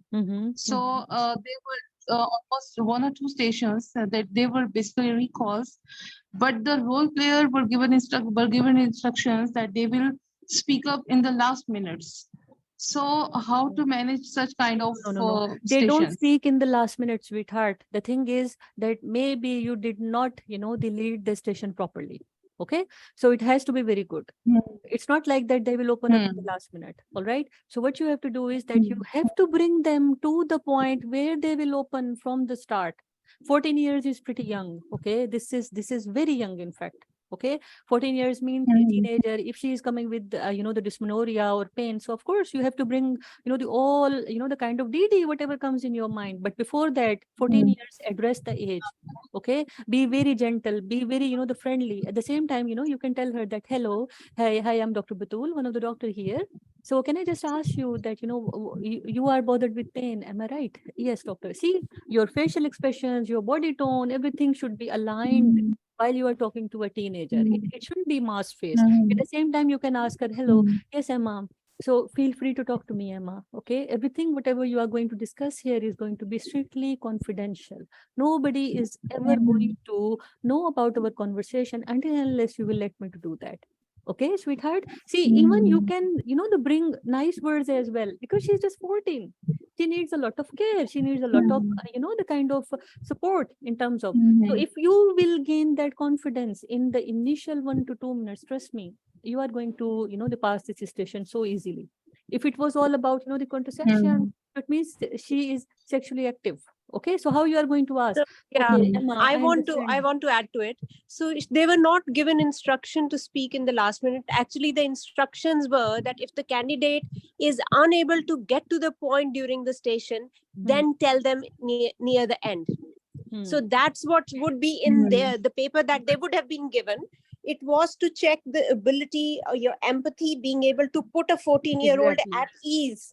Exactly. At ease, so that they can open up to you. So it was mainly about your communication, and then picking up on the age. When there is somebody 14 years under 16, then we have to think that it could be about the phrasal competence and Gillick, and that's Exactly. where sexual activity and contraception has to come in, and we have to put them at ease. The reason why Yes. she spoke it in the end was it was actually a communication to you that I was not at ease to bring it up to you near the end. So she actually, even in the end, she told you if it was a real life situation, that patient might have left even without saying that near the end. Exactly. Just because it was a station, she said that near the end. So it is about that when you see a person, you need to put them at ease, especially younger people. You need to make sure that they are that comfortable with you. Ask her. So, for example, if it's an online exam, it's difficult to say, are you here alone? Are you here with someone? So if she's coming in alone, okay, whatever you say to me, it's between you and me, and no one else needs to know about it. Let's talk about your concerns. So whatever you tell me in this room is going to be confidential, and I'm going to make sure that I can assist you. I'm going to make sure I'm here to assist you. I'm here to help you. Put them at ease so that they know that your prime concern is their health and how you can help them. Exactly. So 1 to 2 minutes, you have to, gain the confidence. Okay. So initial, even 1 to 2 or 3. So rest of the 7 minutes are yours. I think you can do wonders in those 7 minutes, isn't it? So like Dr. Abe said that, yes, if she has opened up in the last 2 minutes, it means she is helping you. She is helping you then. Otherwise, like you said that it was a hidden agenda. So for me, it is not a hidden agenda. It means that, maybe, because I was not there, so of course, but maybe you did not lead this station properly to gain the confidence, to gain the trust me. So in the beginning, if we become judgmental, in the beginning, if we ask, the direct question, for example, for the younger teenagers, if we have to inquire about sexual activity, because that is very common for them. This is not common for us. All right. So, but at the same time, we have to ask how you ask. This is also an art. How you ask, this is also a technique. All right. So how you are going to ask that? Okay, Emma, I understand that, you are having this pain. Okay, Emma. It's not about polite, sweetheart. It's not about polite. It's about, how you bring the sentences out. Polite, being a doctor, being an OBG, almost all of us are polite. Okay, apart from few exceptions, but yes, we all are polite, isn't it?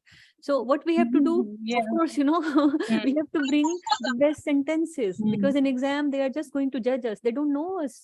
They don't work with us. All right, nobody knows us personally.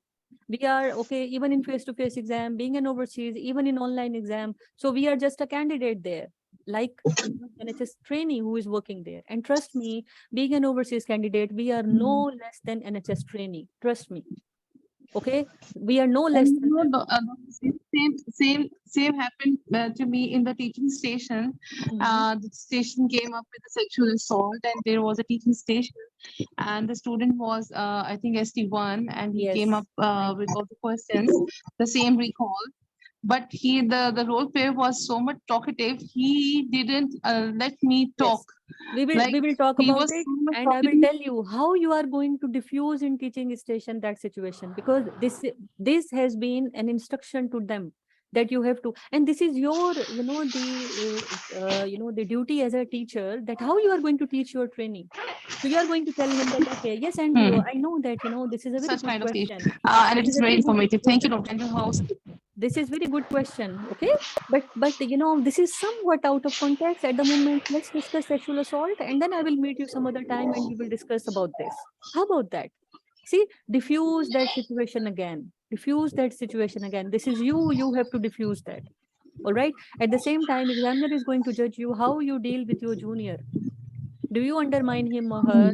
Do you, the kind of disgrace her? Do you try to, belittle her or something? Okay.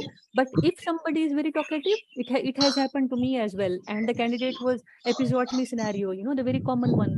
But I have failed that exam. And later on, I knew my mistake, what mistake I have done. All right? So of course, sometimes if you just sit with yourself, you analyze yourself alone, and you do try to, figure it out that what exactly has happened. So I think, you can judge it better. On the other hand, I very well understand that, kindly mute yourself. Who is this? Oh, khala, khala. Okay. So, so this way or that way, we have to be like, kind of prepared that how we are going to diffuse. At the same time, we don't have to undermine, we don't have to demean, we don't have to belittle. All right. And teaching stations are somewhat, they're very clear, very easy, but at the same time, because we are dealing with our juniors, so of course we have to be very gentle. And if they are, they're trying to talk, so you can intervene in between. You can say that, okay, this is very good thing, but I think, at the moment, let's discuss about sexual assault. So how about, the discussing the sexual assault in depth, and later we can, arrange another consultation, and then we can discuss. Okay. So I think this is how, you have to diffuse. I know because my students have been there in exam in February, and, some of them, of course, have cleared and some of them didn't. And when I discussed exam with them, so of course, I came across that, somewhere, the few things, of course, are not meeting with the standard. Okay. So because, we are well versed while we are going for this exam. So sometimes we think that, this is not good. But like I said earlier, that, even if you have done so brilliantly in one station, for example, but in that particular station, patient safety was an important domain to pass.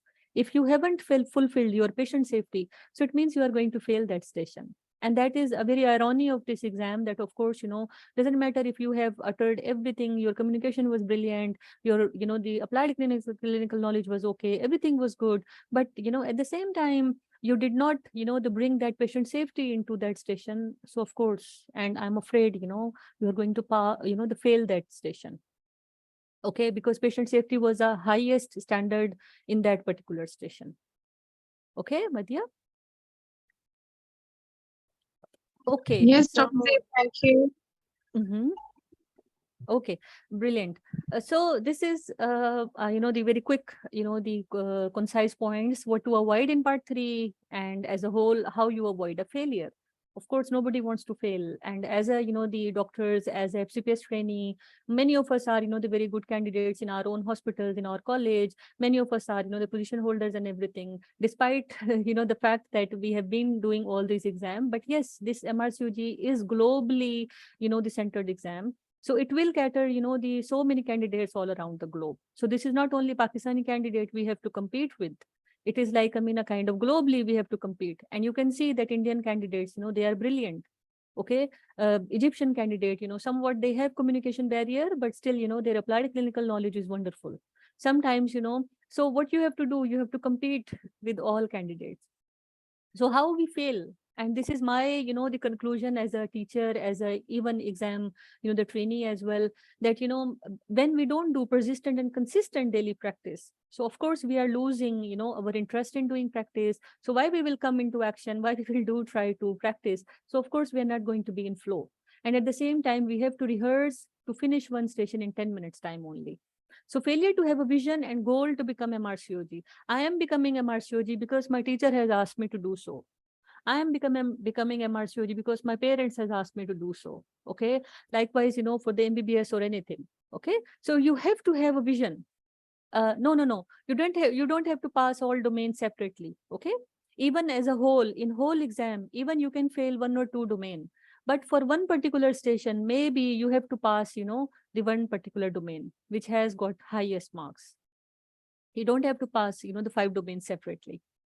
So you don't have to follow the herd as well. And you don't have to rely on ready-made templates, courses, material, which is unfortunately a very, the bad trend these days. Okay. So please don't follow the herd. Believe that the pure knowledge test or just communication skills, this is just a myth. Okay. So you have to bring both in one particular station. You just need not to focus on communication task only. No or less revision of guidelines or talks, which is very bad. Personally, I feel this is very bad, and this is a key to failure. Trust me. So what you have to do, you have to revise your stuff. Use of too many jargons. use of too many jargons. Yes, patient is asking you what exactly she has got, and you are telling her that she has got, the grade 3 moderately differentiated endometrial carcinoma. Come on, this is not going to be a good way to communicate with her at all. So sometimes in exam, they get offended as well. I had one patient, she has had vulval cancer, and she was pretty old, even the role player as well. So she got offended when I asked her one question. So she clearly told me that I don't want to talk to you, I would like to see your senior, so can you please call some senior. So I had to diffuse that situation. So at all times, what we need to do is that we need not to offend anyone. All right. So, and anybody can get offended anytime, but in exam, of course, we need to be very careful. So how you feel, lack of confidence or overconfidence. This is very important as well. I cannot do anything. Just one thing, Zabe, at this point that I would want to add. Yes. Please do not hesitate to apologize. Yes. A patient is offended, just immediately, just say, oh, I'm so sorry if I have made you feel this way. Can we start over? All right. And that is going to, ye baat jo hai na, it is going to probably help you a lot to diffuse that. If you keep pressing the point, that's where you dig a hole for yourself. Apology goes a long way. And there's nothing wrong in apologizing. Also, learn the difference between the words sorry and apologize. So there's a difference in feeling sorry and apologizing as well. All right. You made somebody feel some way, you apologize for it. A patient is feeling this way, or the news is bad, I am sorry. That's another thing. Feeling sorry ka matlab ye nahi hota ki humse galti hui. Feeling sorry ka matlab hota hai the situation that you are facing is something that I feel that is bad for you and I am feeling for you. So that is very important. Please do not hesitate to apologize. So the culture is very different. Bear that in mind. And as Dr. Nazli was saying in the morning, that it has to be open, and you have to be honest. And if there is a mistake made, there's no harm in apologizing. And same goes for diffusing the situations. So if you are in a situation where a patient has felt bad, please diffuse the situation. Say, oh, I'm so sorry I made you feel like that. Exactly. Again, carry on, Zabe. I'm sorry I interject. No. It was a very valuable input, I must say. So, the lack of confidence, overconfidence. I can do that. मैं तो ये आराम से कर लूंगी. मैं तो यहाँ FCPS कितने बच्चों को पढ़ाती हूँ सुबह शाम. FCPS, although is almost same these days, but still, the standards, still, the protocols we follow are pretty much, they changed. Okay. And please, we do not have to be overconfident at all. Even if you are working as a consultant in your own respective country, but for, the UK, for MRCOG, you are still a student, you are still a trainee. All right. So they are expecting trainees. They are not expecting consultants. You must be a consultant in your own country, but for UK, for MRCOG, you are a student. Okay. So please learn this difference as well. So try to bring yourself at that point, that where you are going to say, okay, हम अपने मुल्क में तो ये करते हैं, मैं अपने hospital में तो ये करती हूँ. Yes, maybe your hospital is allowing you to do that, but that is going to be against the standard, maybe. Okay, but according to the UK, according to the NHS guideline, because we are going for that system, so of course we have to adapt that system as well. Okay, so believe in yourself, start focusing on yourself. I can do it. So write it down 10 times every day. I can do it. I have to do it. and the purpose is that they are looking for safe doctors. Safe. They are not looking for heroic doctors who can do a cesarean hysterectomy alone. They are absolutely not looking for it. If you try to show that skill to them, it actually means you are unsafe. So you have to behave like unka jo ek, their ST3 or ST5, their ST5 is equivalent to, you can think हमारा जो 4-year training program है उसका end of 2nd year, beginning of 3rd year का training. ठीक है. So even if you're a consultant, if you're very skillful, you have to think, would I let my ST2, my 2nd year FCPS trainee ko, or a beginner of the 3rd year trainee ko, would I let them do this procedure alone? Would I let them take that risk? And that is the level where you have to be. Jaise Zabe ne kaha, even if you're a consultant of so many years experience, the expectation is to behave like that trainee who is in the middle of the training, who has just completed the basic training and is going for advanced training. So if you tell more than that. Oh, I can do it myself. I do not need, I have done this many. They'd see you as unsafe doctor. They will not see you as an expert, and they will not see you as somebody who they would want in their system. Exactly. And to add in this, in stations, we don't use word I'm going to do this, I'm going to do this, I'm going to do this all the time. Sometimes we say, we are going to do this for you. We are going to offer you this. We are going to help you with this because I'm going to put you in touch with my consultant. You are a trainee, okay? So make sure that you are thinking yourself as a trainee all the time, not consultant, all right? So sometimes, we don't do, the appreciate as an examiner, me, myself, we don't appreciate if a candidate is, talking in this tone. I'll do that, I'll do this, I'll do this, I'll do this, I have to do this, okay? No. And there are few words as well. Definitely, the most definitely this is going to be, you are going to be okay. Absolutely you are going to be fine. There is no absolute, there is no definitely, there is no nothing, no false assurance at all in exam. Okay, not in real life, of course. We do talk about when we take consent, like Dr. Nazli said, that we have to be open and honest. We have to give her, the factual, the risk and, the everything, that this can be the rare, this can be most common, this can be more common, this is severe, and even risk of death as well. While we take consent in UK, so we tell them that, the risk of, the death is also there, and it is always there. Okay, we don't know anesthetic complication, operative complication, anything. So it means that we are not going to scare them, but at the same time, we are just giving them factual information. Okay, so don't be scared, be open and honest. Just try to get hold of your syllabus. Don't use, some words which is, and yes, another thing, being a Muslim, even, because I've been teaching and practicing these stations with a couple of candidates, many candidates, in fact. So don't use God forbid, inshallah, mashallah, okay, nauzbillah, yarhamukullah, whatever. All right. So we don't have to bring all these things, even though for us in our country, we do use this because our, the system is like this, and we are accustomed of everything. Okay. And so in UK, of course, we can't bring all these things until and unless in real life, you do come across with Muslim patient, and if, if you have to utter all these words for just reassurance. Okay.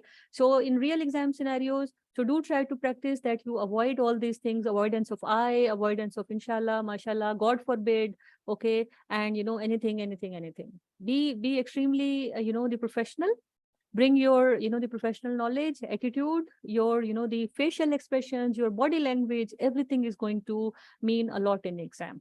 Okay, so if you are talking to, the kind of bad situation, bad news, and you are being very robotic, you are not showing any emotions from your face, from your body, and you are just stiff. So it is not going to give any positive impact to patient at all.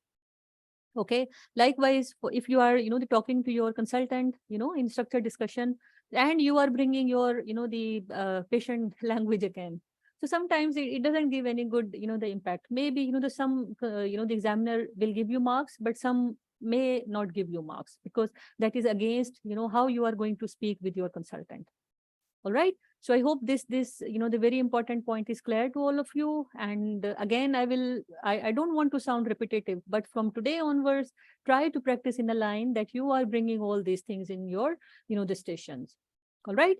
So coming back to the curriculum, so we are going to have, the 12 or 14 modules. They are going to be sometimes, the overlapped teaching module is very important. Core surgical skills post-operative, sometimes it is overlapped in one, the station. Gynecological problems, sexual and reproductive health, sometimes it can be overlapped as well. Subfertility, very important. Okay, early pregnancy care, antenatal care, maternal medicine, sometimes they can be overlapped as well, but sometimes you may get two, the stations. Postpartum care, management of labor and delivery. Sometimes management of labor is, the separate question. Sometimes delivery is going to be separate. But, as a whole, it is taken as a one, the module. Clinical governance topics, very important. We Pakistani candidate, we are not well versed with audits, risk management, the incident reporting, because we don't follow, that protocol. Maybe some of the private hospitals, they are following these days, okay? Like in Karachi, Aga Khan Hospital, Liaquat National Hospital, they are following, the audits, they are doing audits repetitively, they are doing risk management as well, which is important. Okay, so I think this has to be, the added in our system as well, because we all Pakistani trainee, we all are so hard workers. I must say that, our, the clinical knowledge is very good. Our even theoretical knowledge is very good. All we need to do is how we are going to bring that knowledge in one particular exam. All right. So in clinical governance topic, we will be talking about audit. Dr. Rabia is going to talk about audit, risk management tomorrow, inshallah. And then, we are going to do, then reflective practice. Tomorrow, we are going to talk about that. And then some of the clinical governance topic, incident reporting, how do you do that? How do you fill that form, which is actually clinical, but of course it is part of our part 2 curriculum. So make sure that you have a basic idea that what are the never events, what are the, the near miss, which you have to report, because that is going to be incident reporting. All right. If it is in written, it is incident reporting. If it is web-based on computer, it is going to be DETX. Okay, so make sure that you are, the following all aspects of clinical governance as well. And we will be talking about, the rules of, the clinical governance and everything. So we will be talking about in a couple of stations. So domains of each station, Amara, so you have asked this question that each of 14 tasks will assess between 3 or 4 of the domains, not all domains, to reflect everyday clinical practice. For example, sometimes communication with patients is going to be linked with applied clinical knowledge, or communication with colleague will also involve aspects of patient safety. So this is your job as an exam, the candidate, how you read one, the guideline properly. For example, biggest patient safety. In OHSS patient, we don't have to give non-steroidal anti-inflammatory drugs, right? If a candidate is telling that I'm going to give non-steroidal anti-inflammatory drugs, halas, you are fail at that time. Okay? Because NSAID should not be given. This is the biggest patient safety, and it is clearly written in guideline. Of course, patient is on verge of anuria, oliguria, and eventually renal failure. So NSAIDs are going to promote that renal failure. So you don't have to give. Likewise, in nausea, vomiting, and pregnancy, you can't give dextrose saline, dextrose water to the patient, because it is going to exacerbate what? Wernicke's encephalopathy. It means you are increasing the problem rather than solving the problem. So if you are not fulfilling, these biggest patient safety points, so it means you are failing that station clearly. Likewise, involve your senior. Learn, where you can, put a limit, put a full stop to yourself. I know I myself, like Dr. Rabia said, that peripartum hysterectomy, I'm sure many of you can do it individually in your own practices and everywhere. But of course, in NHS, this is not your job. You're working as a trainee. Still, you are working as a trainee. You will be behaving as a trainee in the exam. Yeah. So what you need to do? I'm sorry, what I have to do is I have to involve my consultant. I have to call my senior. I have to call, whoever is present. So even if it is structured discussion, you have to stop. It means you are fulfilling one patient safety. Like I said, if I'm going to say I can do that, because I can do that. But of course, in NHS trainee, I cannot do that. So learn to diffuse yourself as word I. Learn to use we. Okay, we are going to do that. We are going to manage you like this. We are going to do this and that. Okay, so it is not all about that you have to pass all 5 domains in one task. Okay, so maybe 3 or 4, and as a global, the exam sheet, exam score, you can even not pass 1 or 2 domains. But yes, if you have done brilliantly, if you have passed, the one station with respective domains, which were higher in that particular, the domain or station. So yes, chances are pretty high that you can pass this exam quite nicely. Now we are going to move forward towards domains in each station: information gathering, communication with patient and relatives, communication with colleague, applied clinical knowledge, patient safety. Okay. So Dr. Rabia, over to you for information gathering.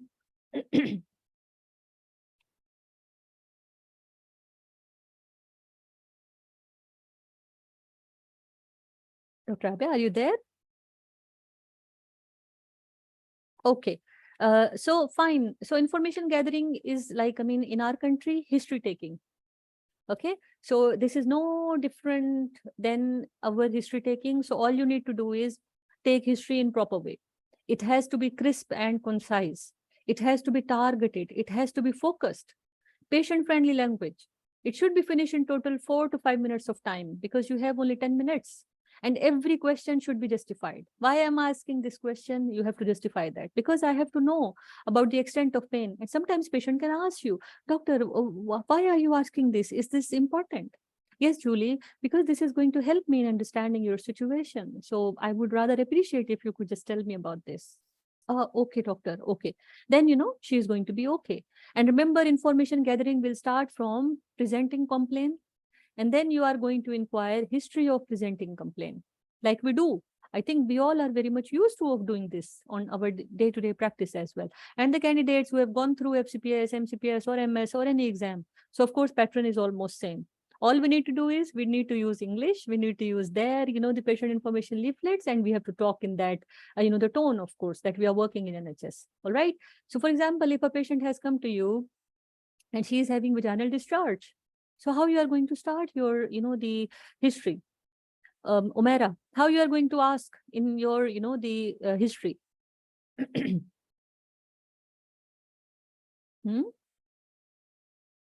Patient is having vaginal discharge for last 2 weeks. How you are going to inquire in history? What are your history points?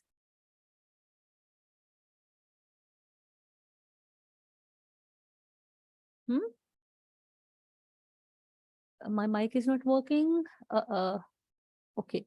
Madiha, what do you think? What are you going to ask in vaginal discharge?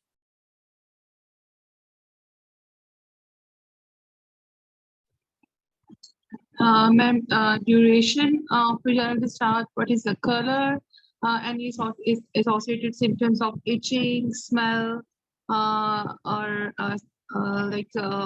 after sexual intercourse, or any other issues with urinary frequency or urgency.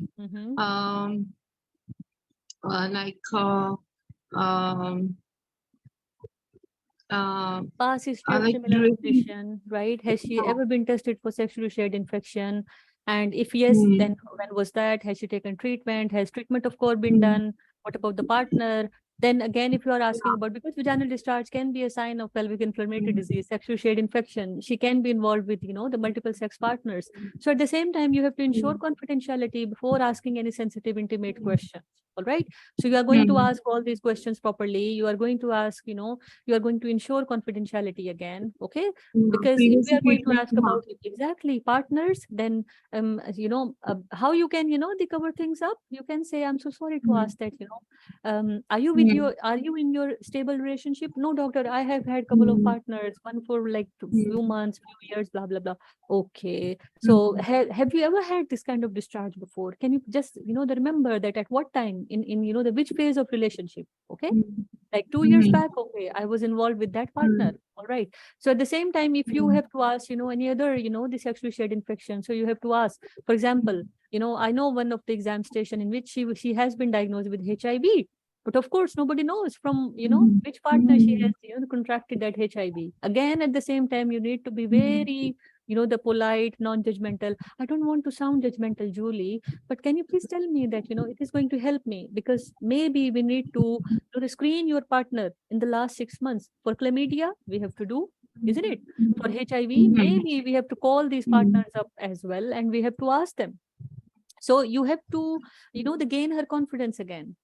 Okay, again, you have to ensure confidentiality. Again, you can ask, okay, are you in touch with those partners? Sometimes, they are good friends as well, even if their relationship is ended, unlike our country. Jao jao, ja ja khusman kha, hai na? वो वाला काम नहीं है. So sometimes, after even ending the relationship, they are having very good, the relationship, friendship as well. So sometimes, you can ask, are you still friends with them? So because, might need to send an invitation to them as well.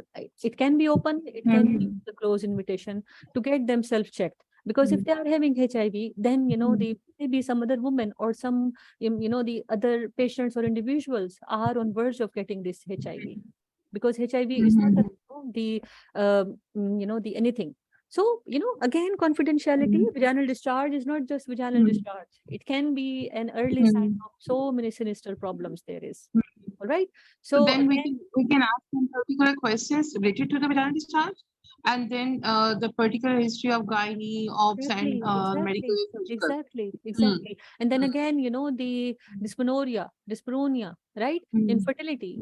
Has she ever been conceived? If yes, has she ever had any ectopic pregnancy, miscarriages? Because discharge can lead to a couple of so many things.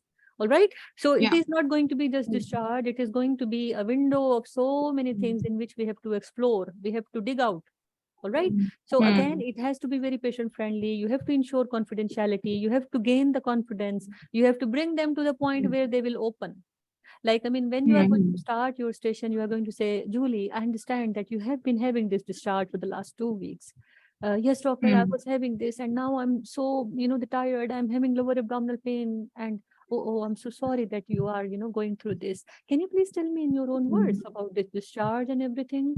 So, she will, yes, doctor, I'm having this, and then, I see. And apart from that, any problem with your water work or bowel work? Because we know that discharge, along with that, urethral syndrome, UTI, anything can be there, right? Okay. So any other similar episode previously? Okay, Julie, some private questions, if you don't mind, please, because it is going to help me. So are you in your stable relationship at the moment? No, doctor. Okay. So don't mind me asking again, how many partners have you ever had, in the recent years? Doctor, this and that. Okay, I see. See, now you are going to dig, because most common sexually shared infection is chlamydia, a silent killer.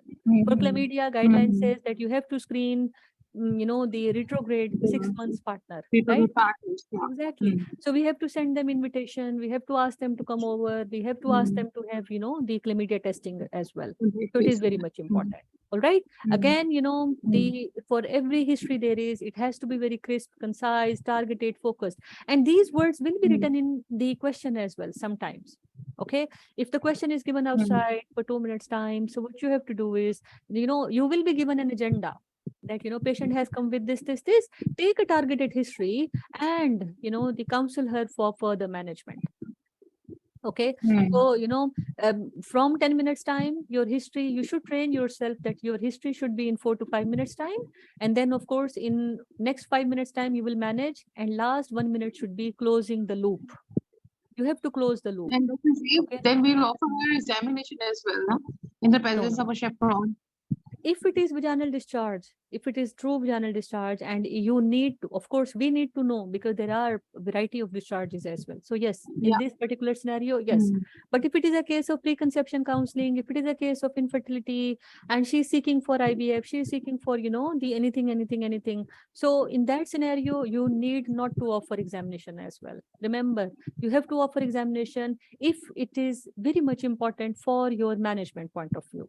Okay, please. And again, if you need to offer examination, don't say my nurse will come, she will take your blood pressure, she will take your pulse, then I will ask you to lie down, I will do your tummy examination, then I will do speculum. No, please, no. Just relevant examination. If you need to know about your discharge, you can simply say that, okay, I might need to examine you in the presence of chaperone. I have to do your tummy examination just to see if there is any area of pain or tenderness. Then I have to do a speculum exam, just to see what type of discharge it is, the color, and I have to see the vagina and the neck of the womb as well. Okay. At the same time, I might need to take a swab as well, because if you are putting a speculum inside, so at the same time, take a swab if you feel that there is discharge. All right. Then you can say, then I will do, with your permission, I will do a bimanual gentle examination. Remember, in NHS, we say bimanual. We don't say vaginal directly. Okay.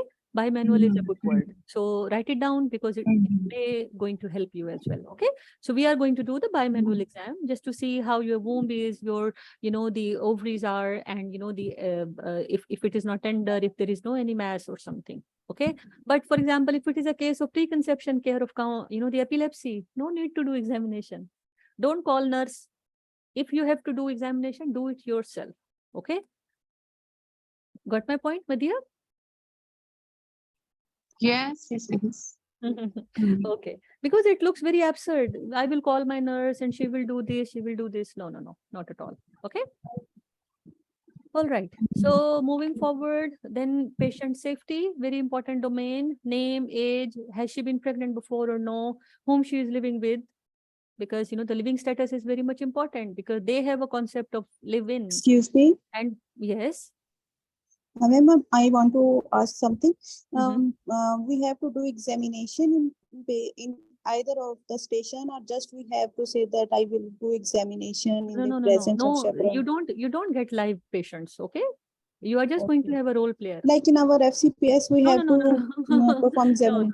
It's not like that, okay? Yes, No, it's not like that. we have to just phrase it that I You will just have to examine. phrase it. I might need to examine you, okay? You're not going to Yes, say, I thank you. am going to examine you. No, you can say, I might need to examine you. I might need to do this, okay? In the presence of chaperone. Yes, ma'am. This is important. Yes, yes. Okay, Thank this is you. also safety. If you will not call chaperone, if you will not call anybody, so it means you are breaching patient safety as well. Okay. All right. So living status, whom do you live with? Are you in stable relationship? Okay. Do you feel yourself safe at home? Because the concept of living with partner is there. So of course, you know, sometimes there can be area of abuse, you know, the abuse, it can be, you know, the violence, it can be sexual abuse, it can be anything. Okay. So you have to explore that as well. Can you tell me that when was your last periods? When was your last cycle? Okay. How about your BMI? Because sometimes, you know, according to BMI, we have to manage. You have to ask smear history, but you can skip smear history in OPS patients until and unless you really need that smear history. How you are going, because I'm sure you know by now, being an MRCOG candidate, because they are having, you know, the regular smear check until the age of 65. All right. So it doesn't matter whoever the woman is, whoever the gender, whoever the, you know, the area she belongs to. If she is in UK, if she is, you know, the registered with NHS, so they have to go for smear. So how you are going to ask that? Are you regular and up to date with your smear? Okay. Have you been practicing any contraception lately? Okay. Safe medicine. This is your, like I said, for example, you know, that hyperemesis gravidarum, NSAIDs and blah, blah, blah. So many medications. So yes, sometimes we can't give if it is contraindicated. Alcohol, smoking, recreational drugs. Again, please limit yourself while you are asking this.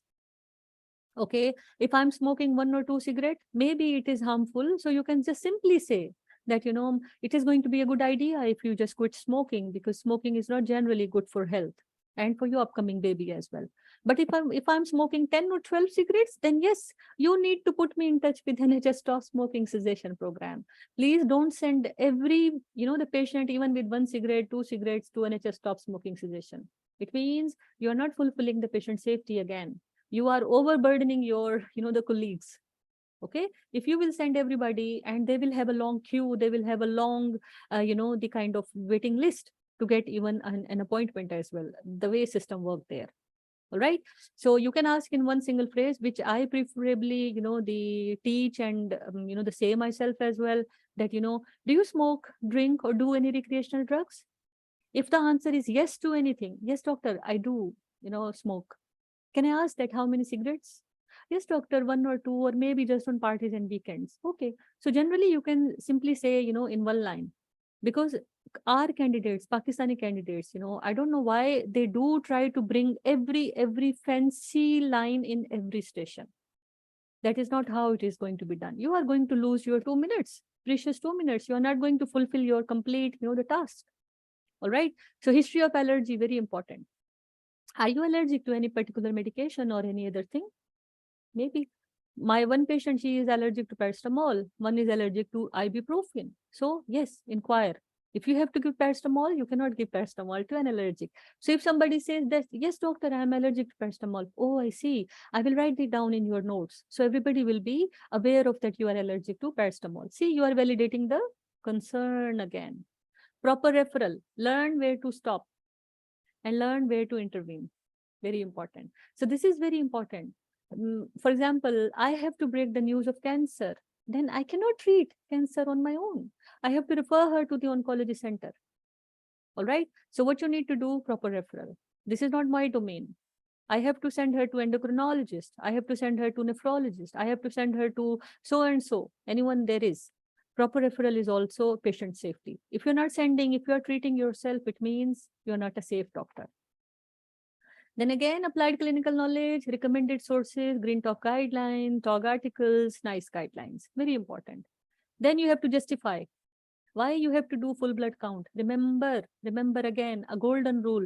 You can't even offer full blood count without justification because NHS has to pay. Unlike our country, our system, where we can write out, the couple of investigations or many investigations if we feel that it is important for patient, isn't it?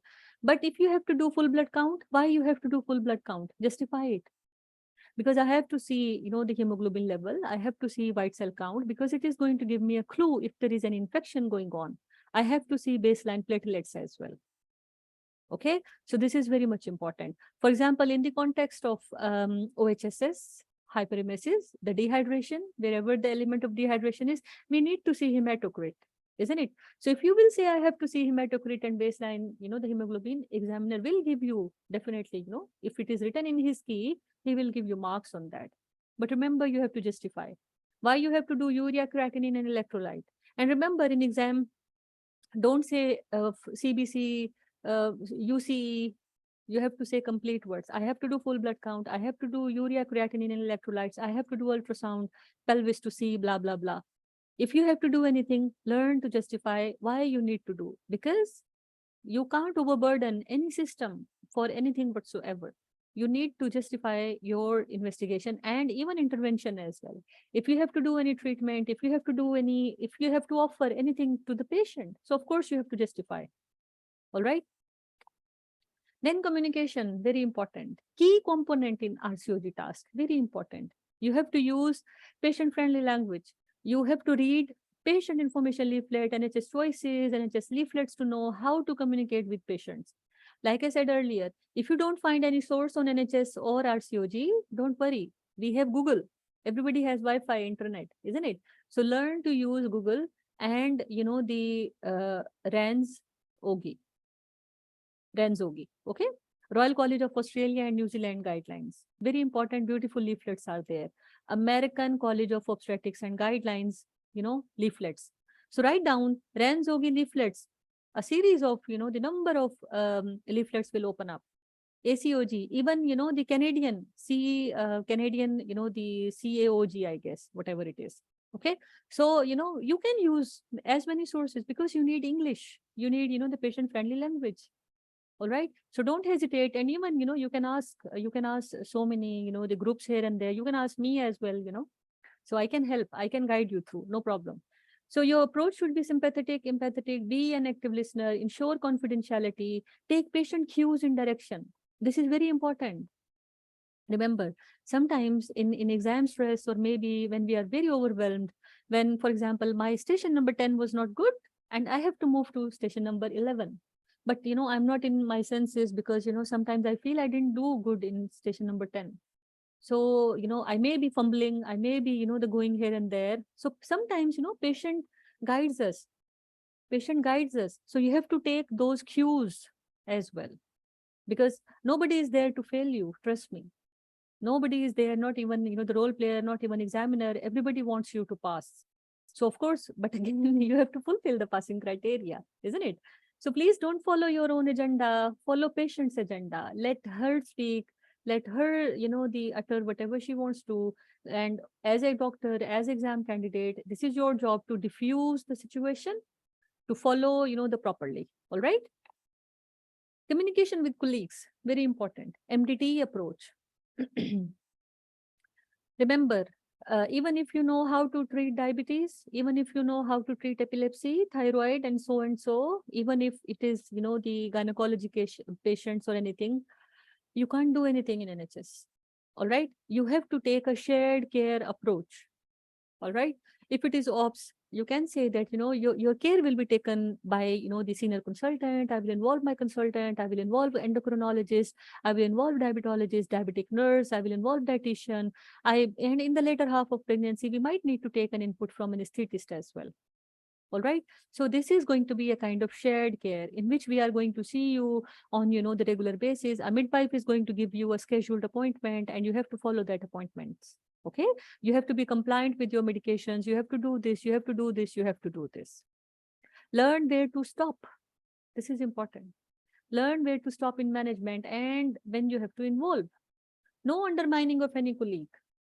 Not at all. Even if you know that this has been a mistake by anyone, there is. And this comes in exam. Sometimes, there is a very, the famous scenario in the exam, undiagnosed breech in labor. It can happen anytime. Yes. And patient will tell you, doctor, I have been coming to midwife even two weeks back. I have had a consultation. She said everything is fine and I'm doing fine. And now you are telling me that I'm having this breach. How is it possible? But from the guideline, we know that, 1 out of 4 patients can have undiagnosed breech in labor, isn't it? So it is important that how you are not going to undermine, oh, maybe, she doesn't know how to do the examination. Maybe she doesn't know how to do this, but I will go and I will check her. No, you can go, you can check her notes, but for the patient, not to undermine your colleague. Remember, NHS is based on sole midwifery, the care. Every uncomplicated delivery will be dealt by midwife. Okay, you will be called, you will be there in labor ward, of course, but yes, uncomplicated labors are going to be by midwives only. All right. Likewise, patient will have, the all, if it's an uncomplicated, the pregnancy, so midwife will be dealing. If midwife feels that, yes, she needs to be send this patient to any specialty, any, diabetology, so they will write a, the request. They will send a, the referral, the letter. If it is urgent, so of course it is going to be seen within 2 weeks. If it is non-urgent, then yes, it can take time. But this way or that way, you have to follow a protocol. Okay.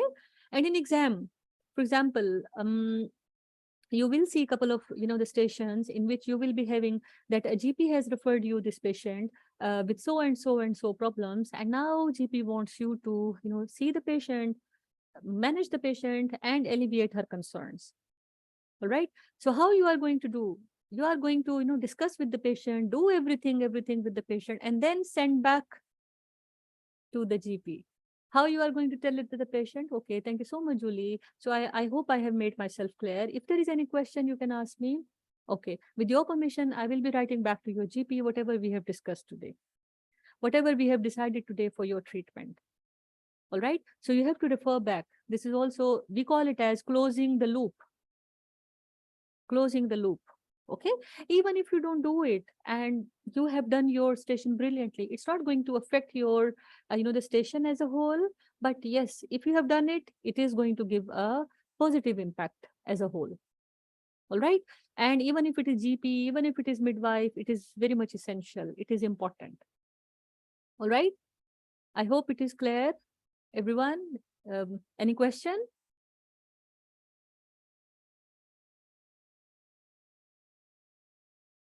Any question, guys?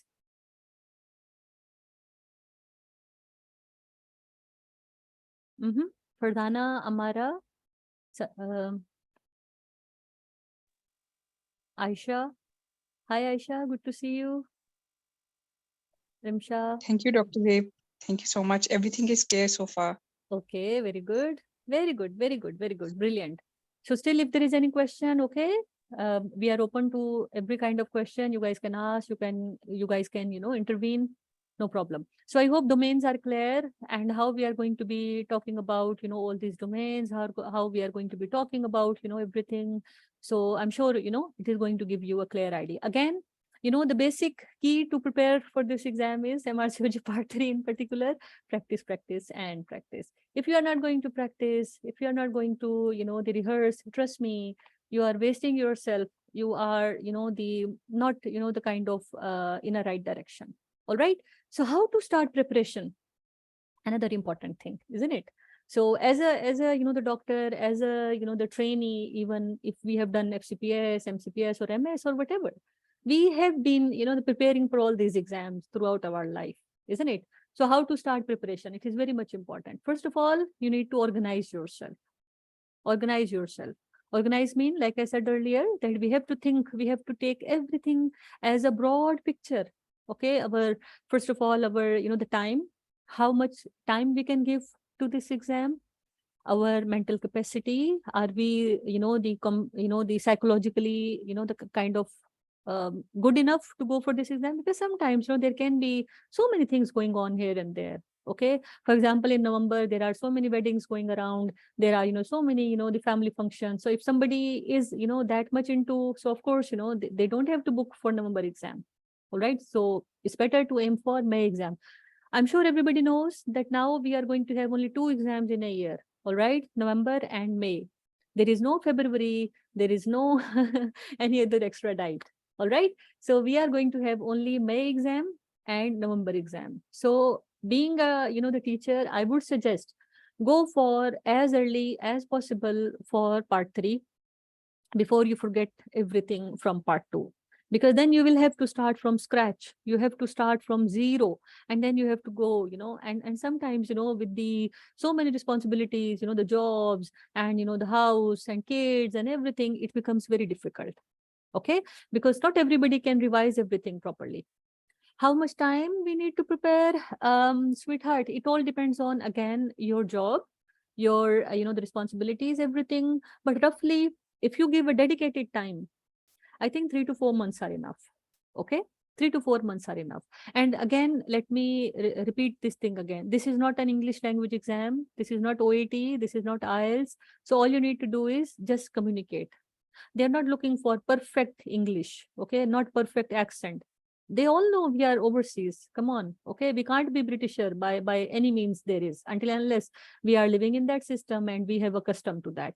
All right. So don't try to imitate anyone. Don't try to, bring accents, fake accents. Don't try to bring, whatever you can. Your English should be very clear, flowy, and it should be very smooth. Okay. Doesn't matter, whatever you are speaking. It has to be, the communicative. They are not looking for accents or anything. Okay.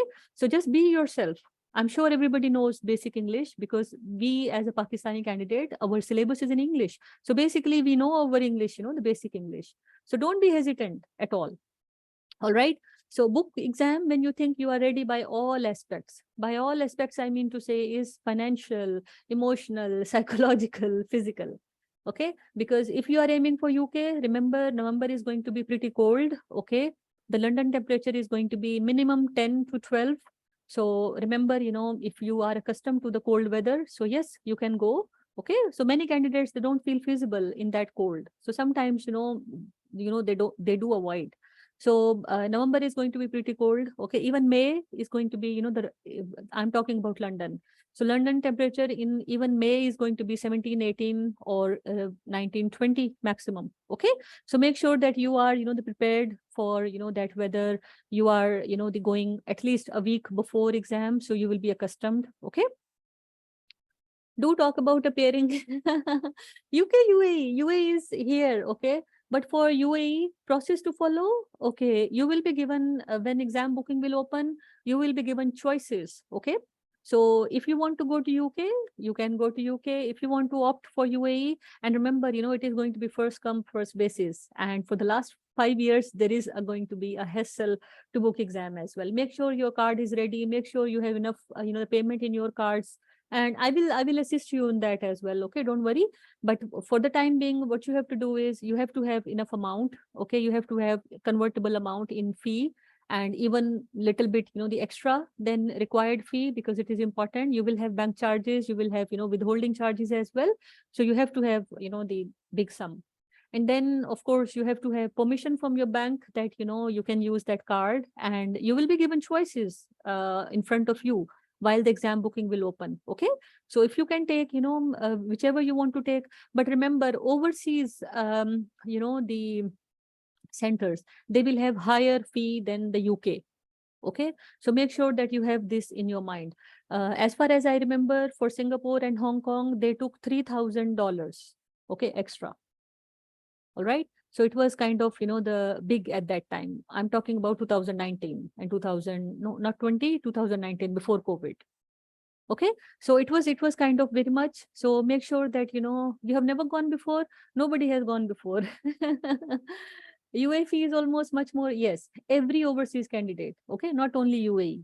UAE, Singapore, Hong Kong, and India, and even, the Malaysia, if there is, and if there is any Saudi Arabia. Okay. So every overseas, the center, apart from UK, will have high fees. So please refer to RCOG website, refer to your, the country band, and make sure your address is up to date. Make sure your everything is up to date on RCOG account, because the moment this booking thing will start, so I'm sure, you won't be having that much time. All right. So let's talk about this again, how you are going to start preparation timely mean from today onwards, daily consistent practice, try to find good study buddy. Very good. Trying to find a good study buddy is trying to find the right size of pessary for every woman.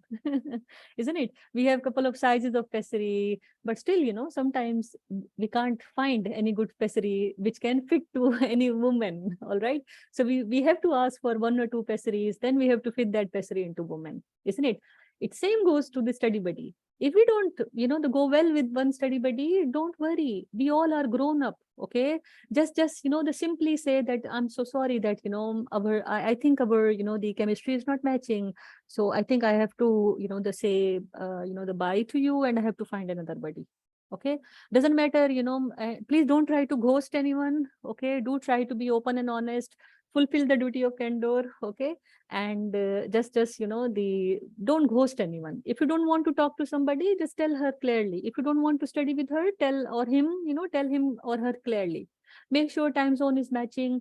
Make sure, you can understand each other properly. Make sure study buddy is not undermining you. मैंने नहीं इसके साथ पढ़ना, इसको तो English ही नहीं अच्छी बोलनी आती. Okay. I don't have to study with her, इसको तो कुछ आता ही नहीं है, we don't have to undermine like this. Okay. Remember, by the time we are entering into part 3, everybody is well prepared. All right. Everybody knows what to do. Okay, so make sure, and from this platform I think you guys can have study buddy. if you guide, the guys have good equation and you can go good along, so I think you can go.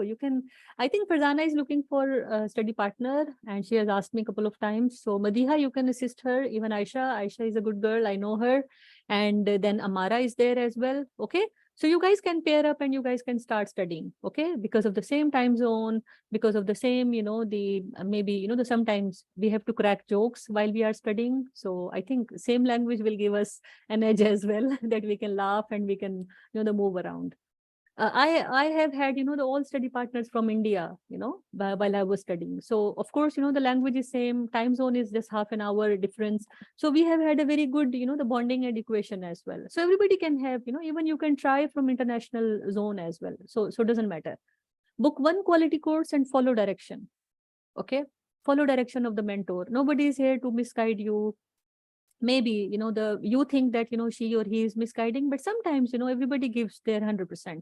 Take mocks and rehearsal as much as possible. This is important. Okay. Make a comprehensive schedule and list all important stations. This is also very much important. Okay.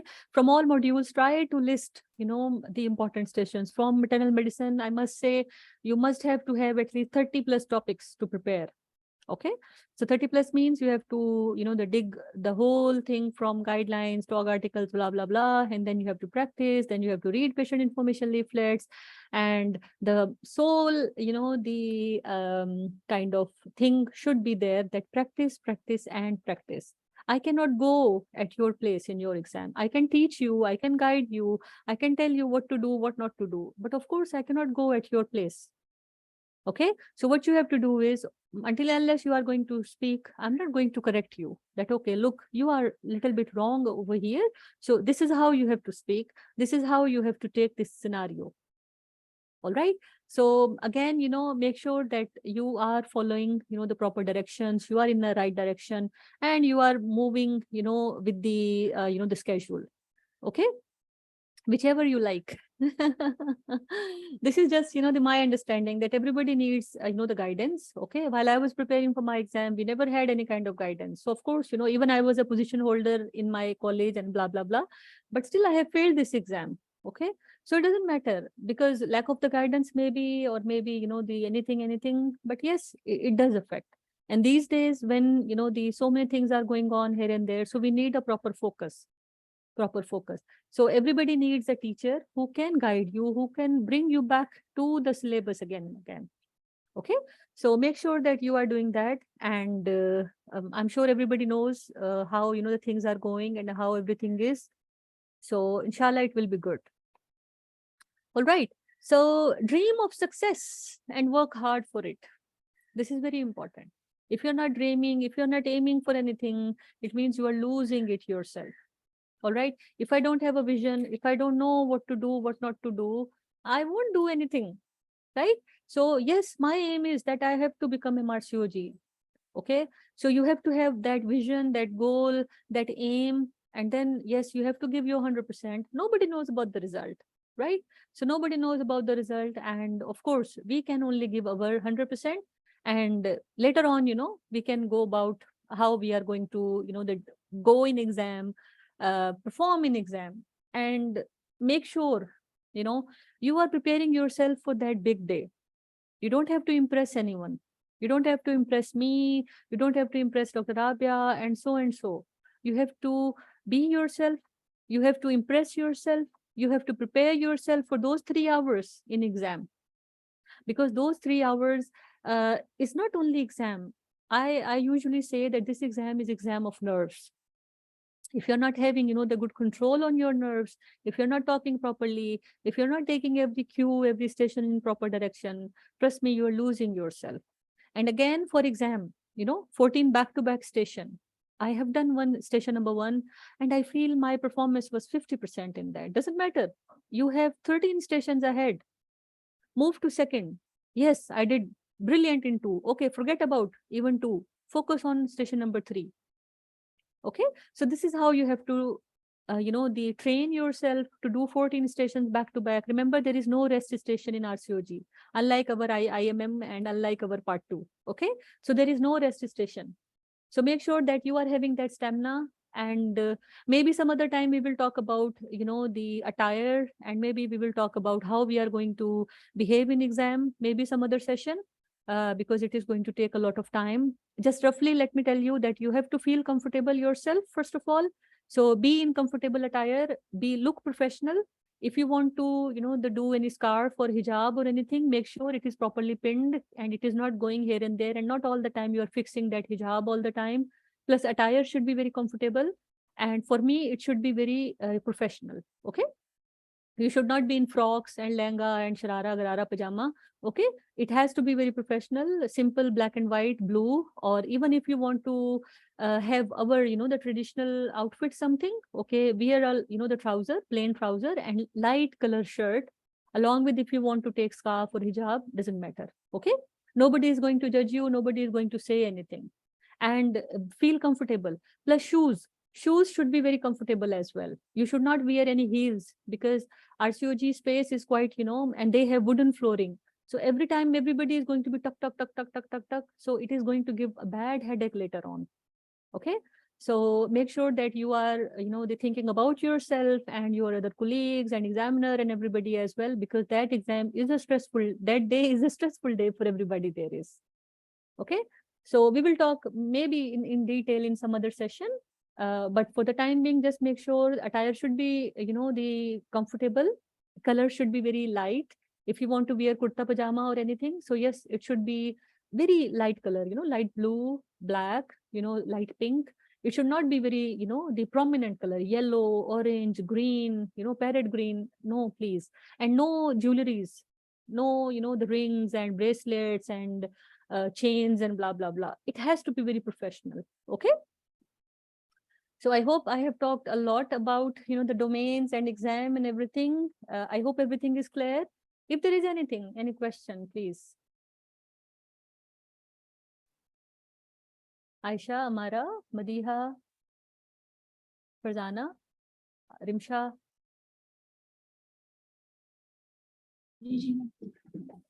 So Zeb, thank you very much. This was a very good session, and I think you have very comprehensively covered, all the areas in the exam and how to conduct yourself, how you want to prepare yourself, and how you want to dress up. So just as a 5 minutes break, I just thought, I will share my own experience. And like Zeb said, that this is an exam of nerves and you shouldn't be losing your nerves. So I just want to share here a couple of things from my own experience. So I appeared in MRCOG part. When I appeared at that time, there were only 2 parts. So MRCOG part 1 and 2, we didn't have part 3 at that time. So I went to the UK to appear in MRCOG part 2, and I had one Indian colleague. And like Zeb just said, that Indians are very good. So she was very well prepared. And I had done FCPS in 1995. And after that, I had born 2 children, did my, 5 years of job in CMH Quetta all alone, and was practically off the books. And then I worked for a year in Singapore. And during that time, I just went through my syllabus once because I was doing fellowship and clinical fellowship, and all the day I used to be busy. But my aim was simultaneously to appear in MRCOG Part 2 as well. So at that very point in time, I met this girl from India. She came from Oman, but she was of Indian origin. And she was so thorough and so well prepared and so meticulous, in everything. And whenever I spoke to her, and I always used to feel overwhelmed, and I used to feel that I know nothing. And she was like, she would know every page of every book and would give the reference, this I've read from there, and this I've read from there. And I, after a gap of 5 years, with the feeling that I've probably gone through my syllabus only once, she wanted to do a combined study, and I started avoiding her. So I'm just sharing you a personal story, just to motivate you as well, and also to tell you that, this is an exam more of nerves rather than what you've gone through, what you've read and what. So I started avoiding her because I started avoiding studying with her, not her as a person, but I started sitting because every time I used to do a session with her, I used to get up with the feeling that I don't know anything. So, but there were only 3 weeks that we were preparing, 3.5, I suppose. And towards the end of the exam, towards the end of those 3.5 weeks, a couple of days before exam, we were at the unit of Professor Arul Kumaran. He was very kind that he arranged a mock Viva station for us, an entire day with mock. He called the examiners for a mock MRCOG Part 2 Viva at that time, which was an excellent opportunity because at that time, the one course was for 1,000 pounds, and for the next entire 2 years, all the courses were packed, and I was not getting a placement in any course. So I was in his unit, and he very generously arranged that course for us. And that girl didn't turn up in that course. And we were surprised that why she hasn't turned up in that course, but she was so nervous and so overwhelmed that she didn't come to the course for that mock station. And I participated in one of the stations there, and that was a case of stress urinary incontinence, and I gave my mock Viva. And I think when I was near the conclusion, at that time, that girl entered the room. And my examiner said, she at that time gave me 18 marks out of 20 in that mock station, which was, very, very morale boosting for me at that particular time, because for the last 3 weeks, I was just like totally devastated that I don't know anything, and the other girl is so well prepared, and I was taking her as a benchmark. And when that girl entered, everybody asked her, where were you? And she says, oh, I was busy here and busy there. And when we appeared in the Viva, I passed and that girl failed. So, after my result, the next person I was looking for on that pass list, I went to the college to see the result. And in the college hall, I was looking for her name in that list, and I was disappointed, and I actually wrote her an email. And but then on that day, I realized that it's not basically it is about what you have studied, but it is not just about what you have studied. It is about staying composed, keeping your nerves intact, remaining positive at the end. And if in some situation, something is driving you crazy or something is making you lose confidence, rather avoid that situation and try to remain focused and work on that. Number 2, on attire, so if that girl was Teresa Passam, her name was Teresa Passam. So she kept on telling me, look, these British, they are never going to pass you. They hate Asians. They hate our attire. They hate Pakistani dresses. Don't go in shalwar kameez. She had already failed 2 times. So this was her 3rd attempt. So she said a couple of times I failed only because I was wearing a shalwar kameez. And, this peer influence was so strong. And I'm talking about year 2000. And at that time, hardly there was anybody to guide you. And, everything you were doing at your own. And I was in Nottingham, Derby City, actually, Derbyshire General Hospital at that time doing this course. And I was roaming around the town trying to find a Western dress, which should, a long skirt with a nice black blazer, which shouldn't be short, which shouldn't be too long. So a couple of days before my exam, and which should be in my budget, I was not willing to spend 200 pounds on that dress. And finally, I managed to find one long skirt with a blazer and a white, top inside. And so practically, I wasn't studying much, as I was just, I think the thing which actually helped me was that 3 weeks of exposure at that time, plus 1 year of exposure in National University Hospital, Singapore. So everything that we were studying, I saw it happening practically over there. So in Pakistan, what happens is that your exposure in general otherwise is limited. Many of the things which are reading in book, you're not doing that practically. If you tell too many fancy things to the examiner, he will ask you, have you ever seen performing these? And then, oh, no, I haven't. Then why are you mentioning it here? But in UK exam, all those things are being done there. So unless you've seen them being done, it is difficult to, join the pieces together. So I think that practical knowledge of my stay in Singapore, and then when I was with Professor Arul Kumaran in 3 weeks, he practically opened every resource for me. I'm so very grateful to him. He told that, because I went from National University Hospital to UK, and National University Hospital was the parent university of Professor Arul Kumaran. So he's told everyone that this girl is from my parent institute, so please facilitate her. And I was allowed to go to any clinic, any OT, any ward, access any educational material. So basically, I was just spending the time in the wards with them, because, when I would go to the room and I would see that heap of books, I would get depressed that maybe, I haven't studied enough. So I would just read their information leaflets. At that time, clinical governance was very new. NICE guidelines were new. So trying to understand what is clinical governance, staying in the hospital, staying in the wards, staying and trying to see what they are doing practically, and just keeping my brain and nerves intact that, okay, whatever, I have to make a genuine attempt to pass. So if I can do it, you can do it. Right? So that's what I wanted to tell you. Exactly. And I did it in first attempt. I didn't have time to revise any of my things. I had 2 daughters at that time. And my revision, what I did was, at that time, I was studying high-risk pregnancy. And at the end, I just used to, when I used to read anything once, I just used to make some take-home notes, from that chapter and just attach it there. And I didn't have enough time to read that book again. I just went through those notes, before my exam for the purpose of revision. And finally, I thought, even this is not possible.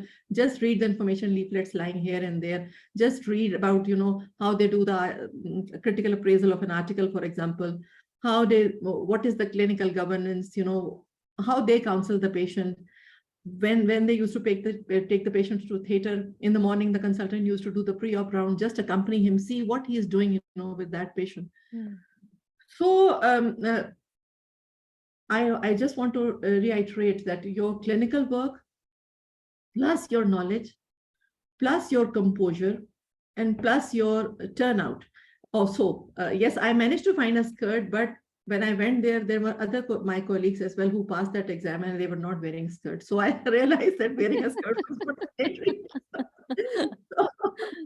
But I understand. Yeah, I've been in those shoes where you try to, cover up every single thing. You don't want to leave any lacuna behind, which could, later on contribute towards your potential failure.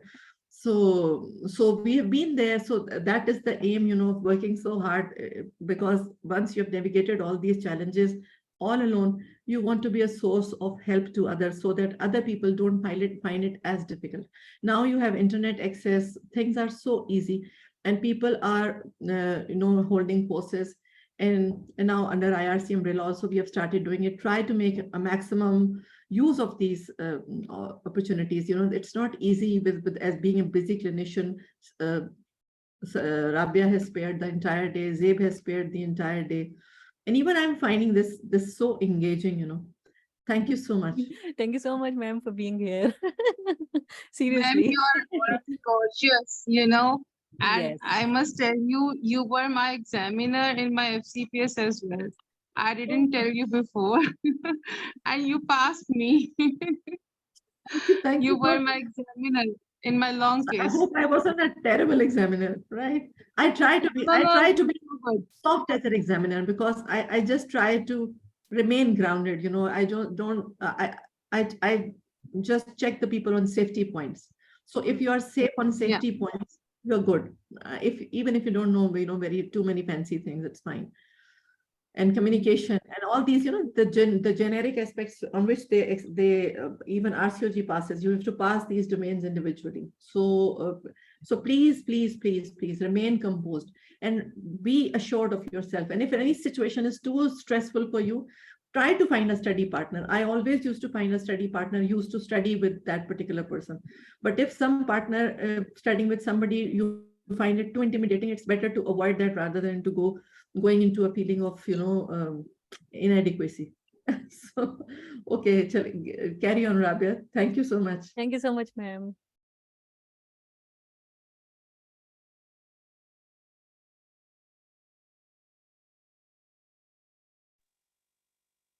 Dr. Abia? Now I would like to invite Dr. Abia. Dr. Abia, are you here with us?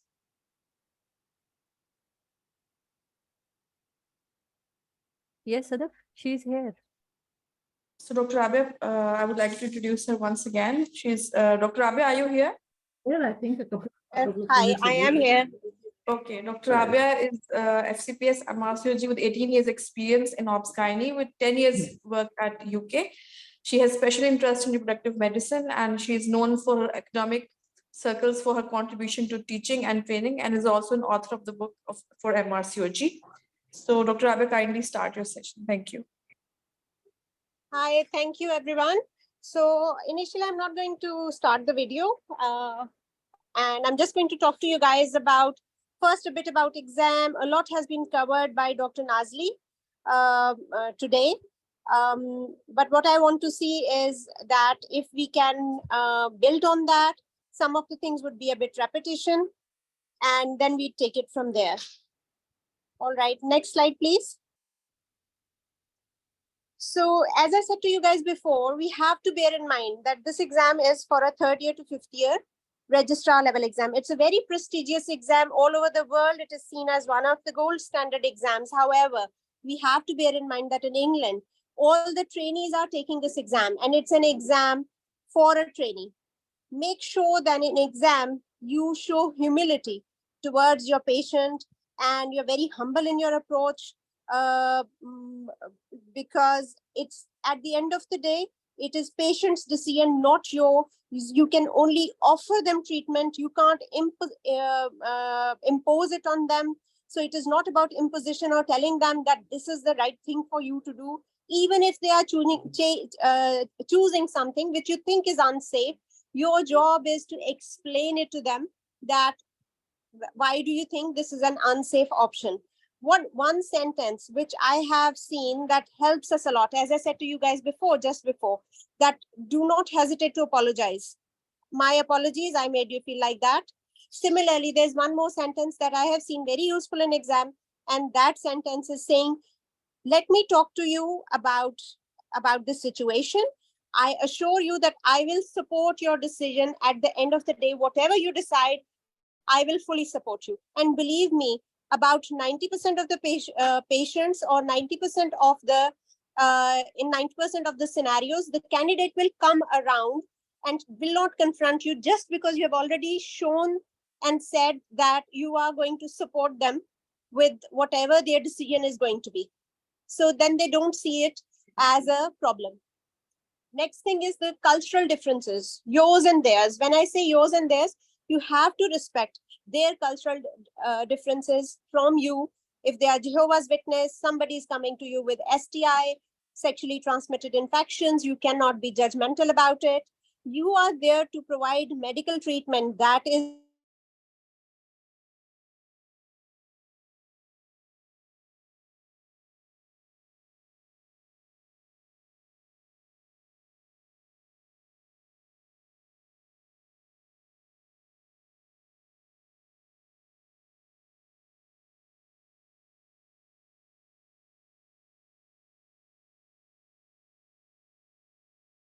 your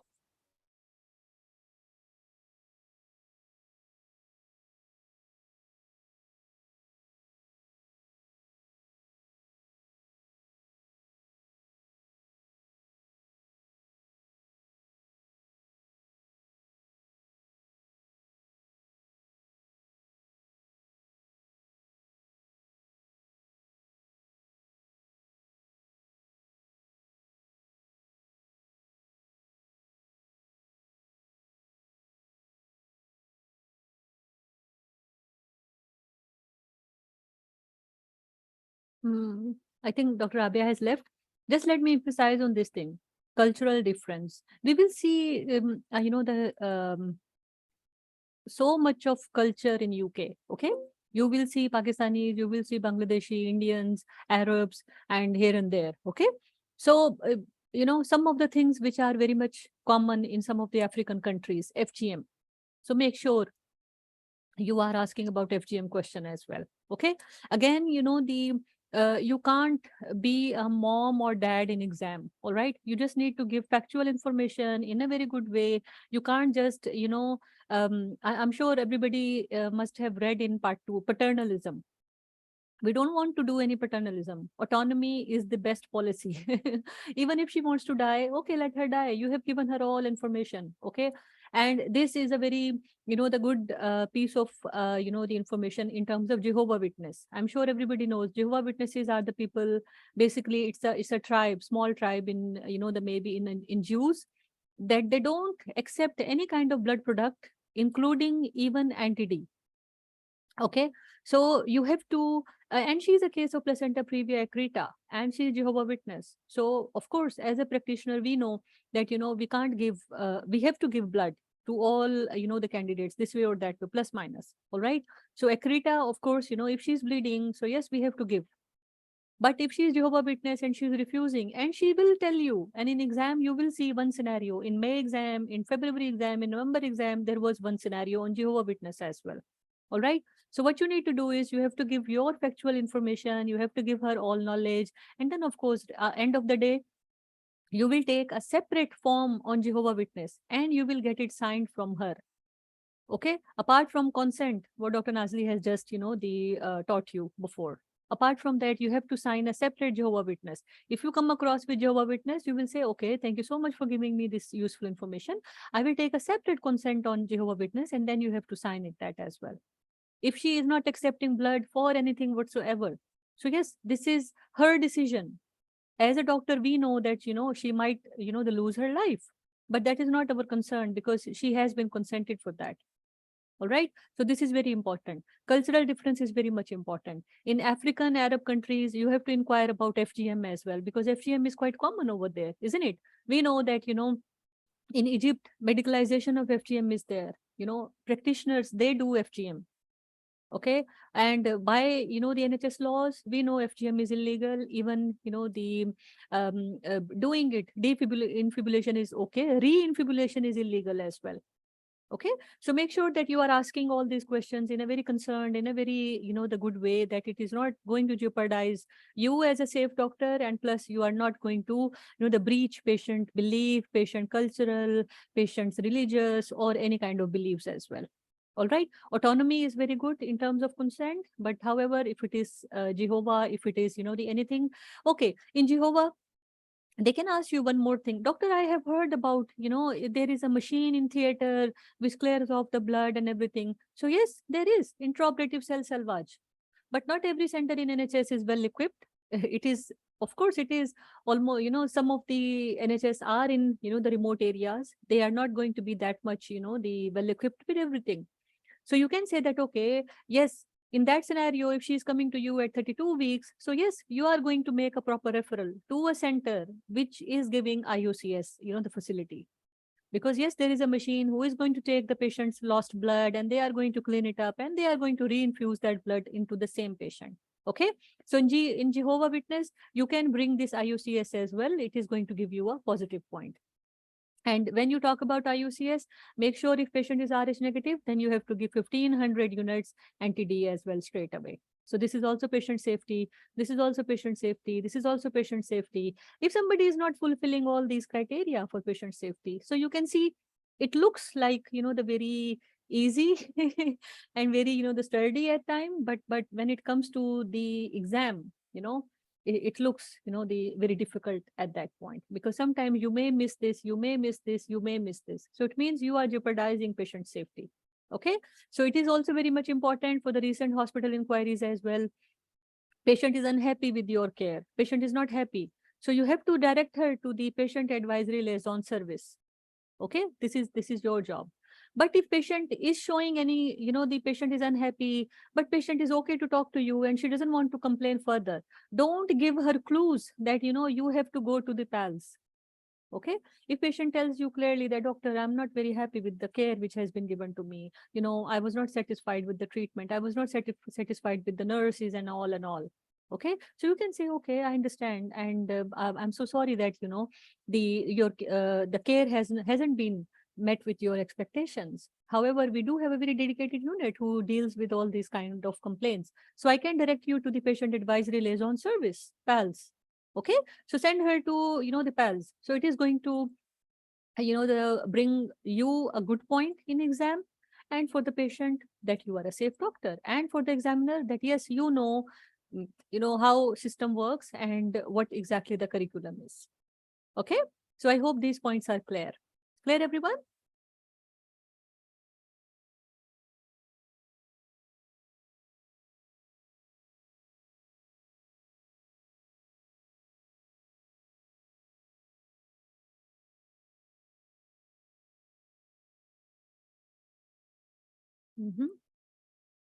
Okay, okay, great. So let me check if Dr. Abia is coming back.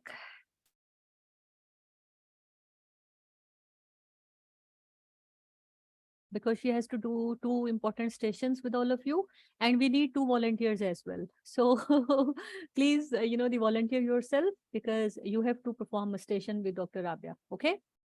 So I will encourage, doesn't matter, the correct, doesn't matter, clumsy, doesn't matter, bad. Okay, please do volunteer. All right. Until unless you will perform your station with your teachers, you are not going to be corrected and the things are not going to be streamlined. Okay. So we have to perform 2 stations with Dr. Abia. Let me check if she comes back.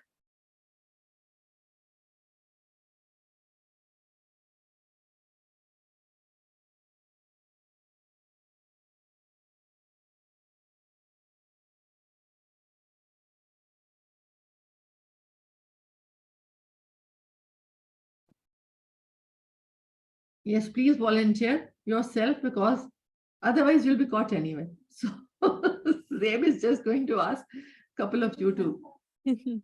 Exactly. Because I know them almost personally. So I will direct them. I will ask them to come forward.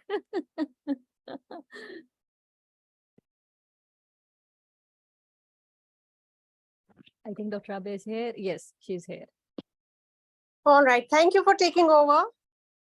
I seem to be living in a village with very little signals. All right. Okay, guys. Where were we?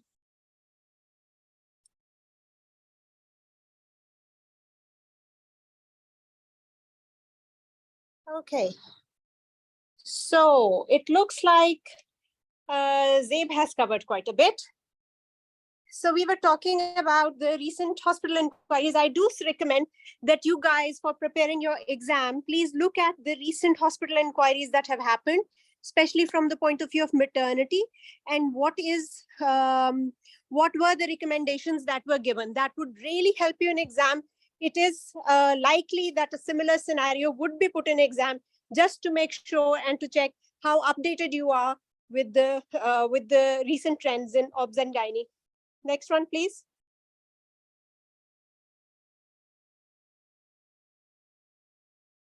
Next slide, please. All right. So a bit more. Can we go back, please? So practice, practice, and practice. So the domains that Zeb has spoken to you guys. So I'm a reproductive medicine consultant. My background is IVF and ICSI. So I had a acronym name similar to ICSI. So instead of ICSI, this is ICSK. This helped me think that what are the domains. So the domains are information or information gathering. Then it is communication with the patients and communication with your colleagues. And then safety, patient safety. And then your knowledge, practical and applied knowledge that you have. So what I usually recommend is that put this on, write it in a corner, so that that information is there for you to make sure what domains I need to cover. Zabe, would you like to add anything at this point?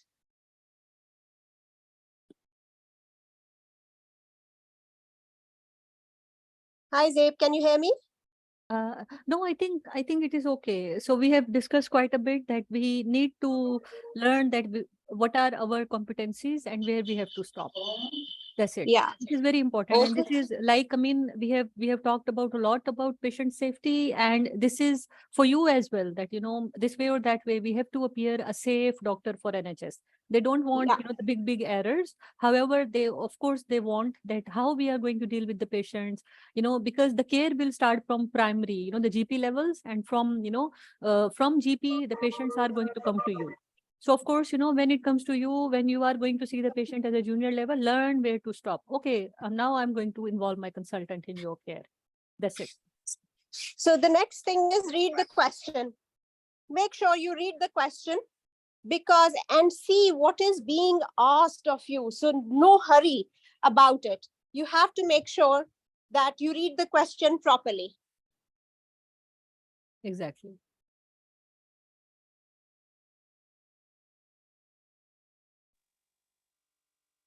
And so the next thing is, as I said to you, importance of I don't know.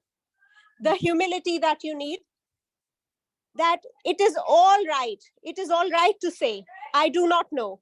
The expectation from an ST3 or an ST5 is not that they know everything. So if there is a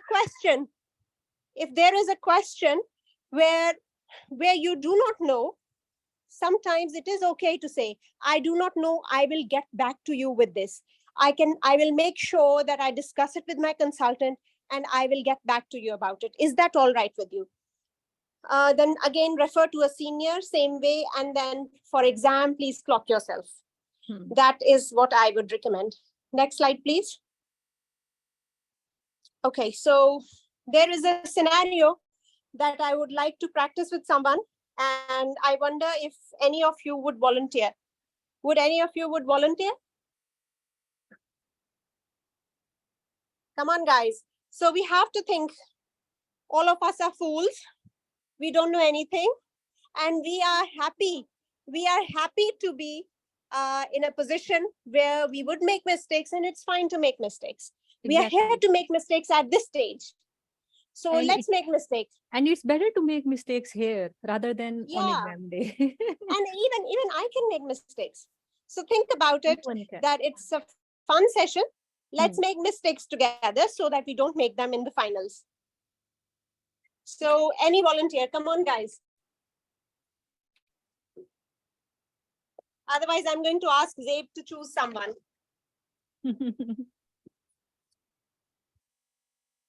Madiha, would you like to present? She's a very good candidate, and yeah, I love to, but you know, I am at my duty place and I will be interrupted by my patient anytime. So 10 minutes, can you spare 10 minutes, dedicated 10 minutes? This is a high time now. In the morning, I was like interrupting, but this is the high time now. This is the only reason. Otherwise, I know the station. I know the station very well. Farzana, would you like to? I'm not very well clear, but I will try. Try. Brilliant. That's the spirit. Good. Okay. Yes. Let me start the timer. You can read 2 minutes like real exam. Okay. Then I will time for 10 minutes again. You will hear a beep from mobile. Okay. It's not going to be that loud as in exam, but of course you will get a hint. It's my first session, so I will be a little bit slower. No problem. Take your time. But your aim should be 10 minutes from the start.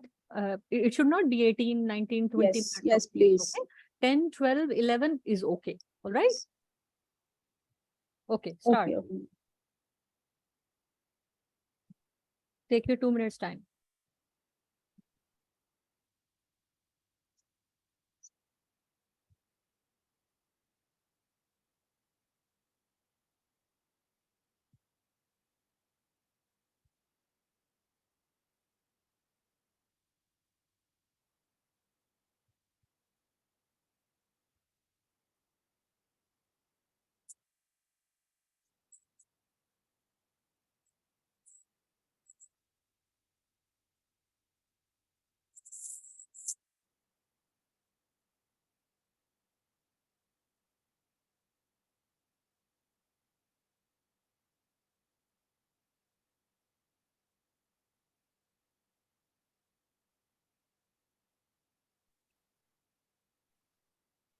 Zeb, are you timing?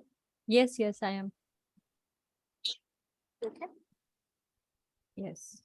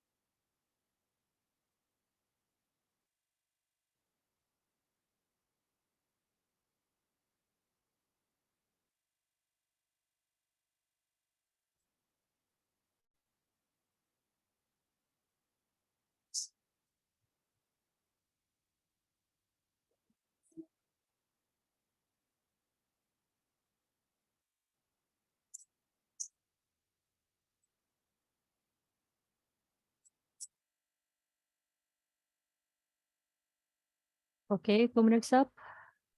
Farzana, are you ready? Yeah. Yeah, yes, yes. Okay, start. 10 minutes start now. Okay. Start. Hello. Hello. Okay. I'm Farzana. So, Hello. hang on, Can my you dear. hear me? Just a Hello. minute, Farzana. Hello. Wait, wait, wait. Just one moment. Can my picture come in? Yes, yes, yes. Hello. Just a minute. Just a Hello, minute, Mary. Farzana. Zeb, is it possible to have the video? Why is it not coming up? No, it is Ma'am, coming. can you hear me? Yes, I can hear you. Farzana, just one moment. Yes. Can you see my face? Yes, yes, yes. Can you see me, guys? Yes, yes, we can. Okay, I can't see myself, but it's all right. Okay, let's start. Yes, Farzana, you can start. I'm your patient.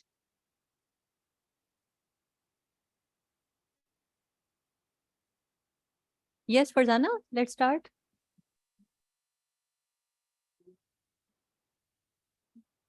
Hello, Farzana. Hello. I think she's gone.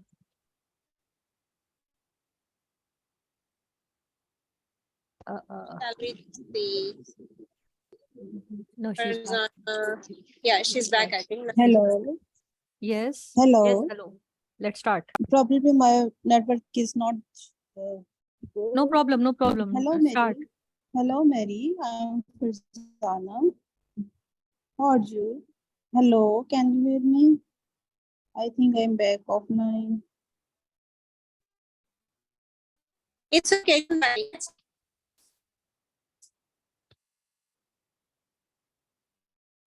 Hello. Hello. Hello. I'm Farzana, one Okay, of the doctor Farzana, in the can you hear me? Yes, yes, I can hear you. Okay. I can see you as well. Okay, let's Hello, start now. Mary. Okay. Hello. I'm Farzana. How are you, Mary? I'm good, Farzana. How are you? I'm good. I am one of the doctor in the antenatal clinic. I would like to, how would you like to be called by me? Is it Mary is okay? Oh, absolutely. Hello. Absolutely, Dr. Mary is fine. Yes. Now, I read from your GP notes that you are 20 years old and at 20 weeks of pregnancy, isn't it? Mary, I would Doctor, like to ask some. Doctor, I think I'm 28 weeks, no? Yes, yes, you are at 28 weeks and you are 20 years old, isn't it? Yeah. Yes, it is. Thank you, doctor. Hello. Yes. Mary, I would like to ask some questions from you so that we can reach a mutually agreed antenatal care plan. Are you okay with me? Oh, thank you, doctor. Yes, thank you, doctor. Mary, is it your planned pregnancy? Oh no, doctor, we were not thinking of it. My boyfriend and we've been together only for 6 months, doctor. I wasn't thinking of that. Okay, you were not booked to yourself in any either of the clinic, okay? Oh, I didn't You know, are, doctor. I thought my periods are not coming anyways. I do skip them at times. I didn't know. Mary, you are alone today or you are accompanying someone? Oh yeah, I'm alone. He works. He's a laborer, so he has long hours and he cannot be here today. Okay. Have you taken any of your antenatal medications or like, as you have told me, you are not knowing about your pregnancy. Probably you have not taken or you have taken something. Oh, I didn't know, doctor. How would I? Okay. Mary, can I ask some personal question from you? Is it your stable relationship? From how long you are with this guy? Well, they are as stable as they come, doctors. You know the lads these days. Okay. Mary, what happened to you? Are you okay to tell me something about you? I am worried about your condition, like I am your face and everything. Can you feel free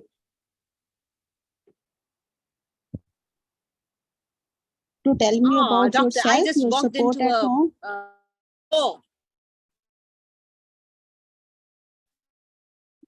You can feel free. It will be confidential. We will help you in a better way.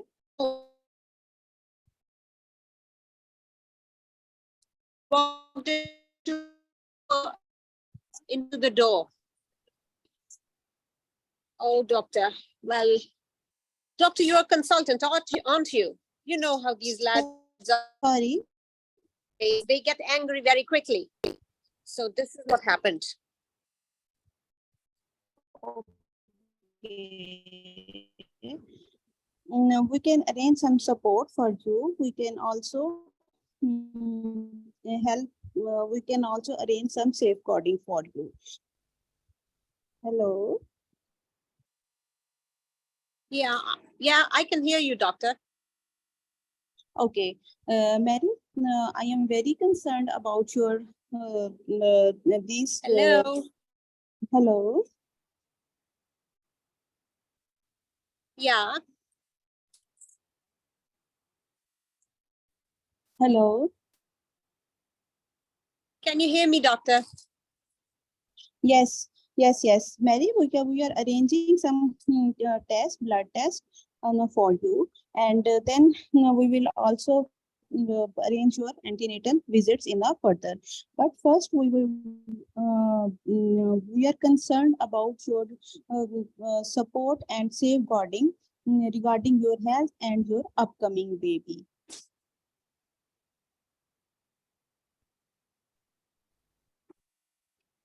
Okay, all right, doctor. What do you want to do? I want some Sorry, how would I like to? for you. We want some safeguarding for you as well as your upcoming baby. We will arrange separate visits and we will be to our consultant as well, so that we can provide a better antenatal No, doctor, I don't want it. care I don't in want your. it. My partner is very angry. I mean, My you partner want gets to very terminate angry, your doctor. I don't want anything. you No, neither doctor, of I'll your have the pregnancy, neither. baby. I'll have the baby, but I don't want any visits from social services or anything. Okay. It's going to make him more angry. Okay. Okay, Mary, I'm very sorry, but we will make it easy for you. So we will make a easier and smoother plan for you. Okay, that you can follow or we can provide you in either way. Pregnancy with this sort of issues at home is not an easy thing. Hello. How can you make it smooth, doctor? My life is so hard. How can you make it smooth? we can arrange you, or we can arrange support for you in a community services or as well as where you want.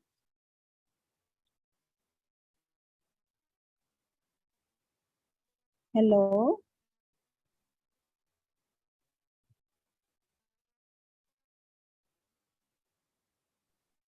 Hello. Okay. Yes, doctor. Do I need anything else, doctor? Do I need anything else, doctor? Hello.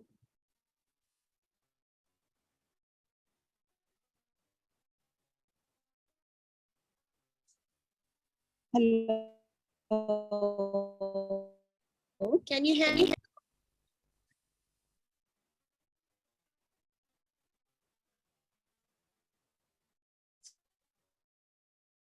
Hello. Can you hear me now?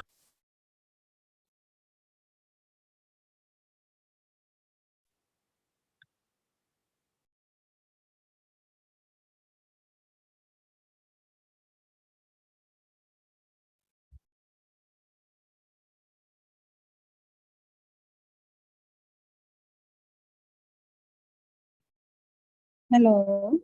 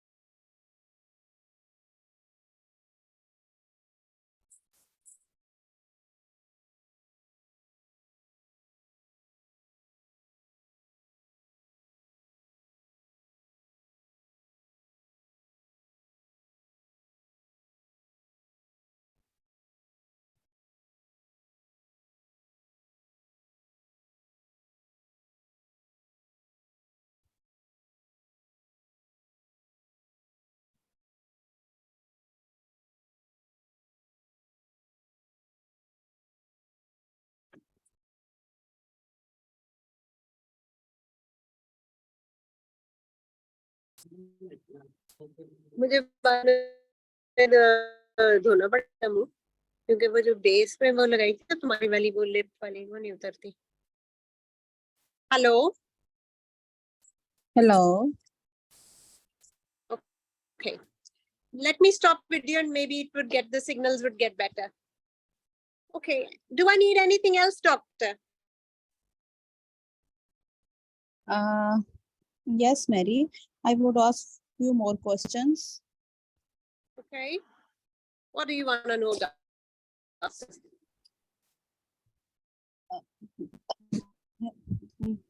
Hello. I can hear you. Okay. Mary, I have asked you prior, but I couldn't listen to your answer.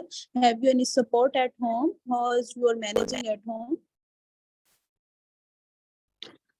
Oh, doctor, I don't get on well with my mom. So, and then she didn't like this lad that I was seeing for past 6 months. So no, we are not on talking terms. But I do have few friends that I hang out with.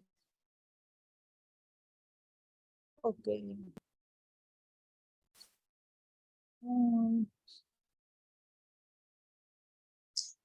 Mary, have you any addiction like smoking, recreational drug? Please don't mind my questions.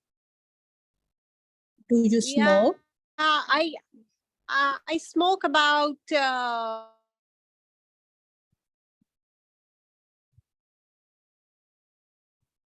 Hello. yeah.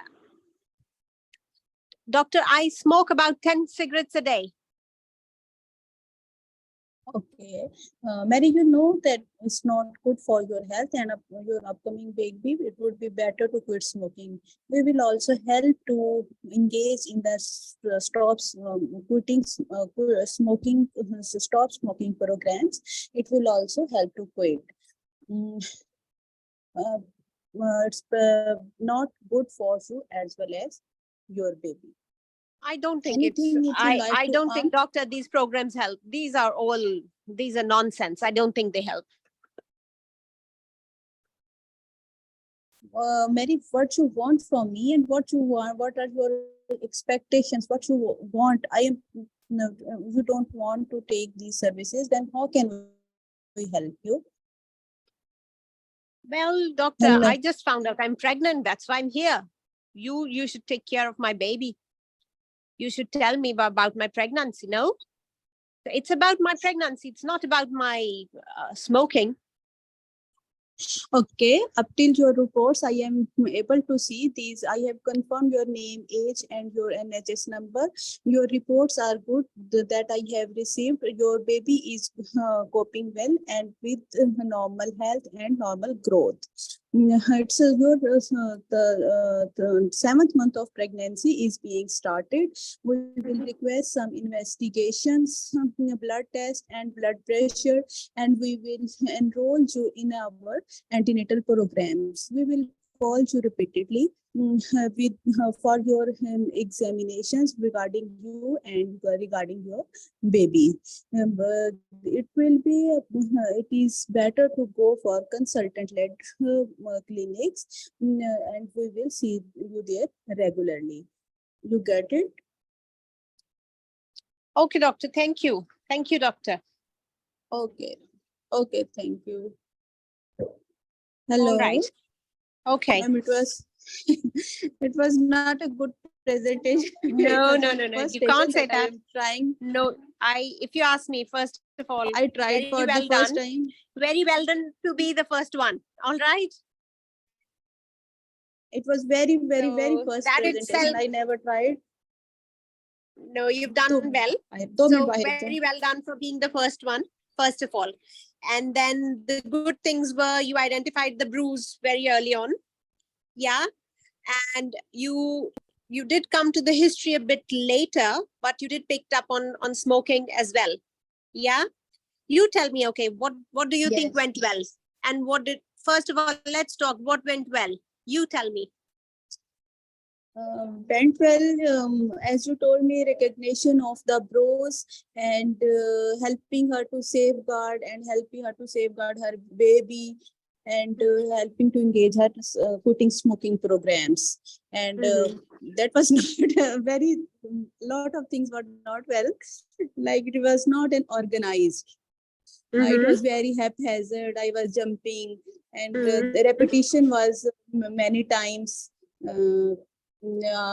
I was not able to move on till her full-fledged program. I was not able to give her full-fledged antenatal plan. So I think that was my weaknesses. Okay. So the good thing is, look, I think we are our own worst critics. All right. And it's always good that if we are able to critique ourselves. Okay, so yes, you have identified quite a few things, right? And I would want Zabe's input in it as well, because she has been teaching with a greater frequency than myself. So I feel, do you think if you had put the headings when you were reading the question in those 2 minutes, you had made headings? Because the question gave you the headings. It asked you obtain a history, give appropriate advice, and then make a plan. So if you had kept the 3 headings and made small note during those 2 minutes in the history, small like pointers, give yourself the pointers in those 2 minutes. In history, I need to cover this, the routine history questions. So even if it is the routine history questions there, then you can always decide, don't need to ask this, don't need to ask this. This is more appropriate. Yeah. So as you said, organization, if you had kept those 3 questions, then that would have helped.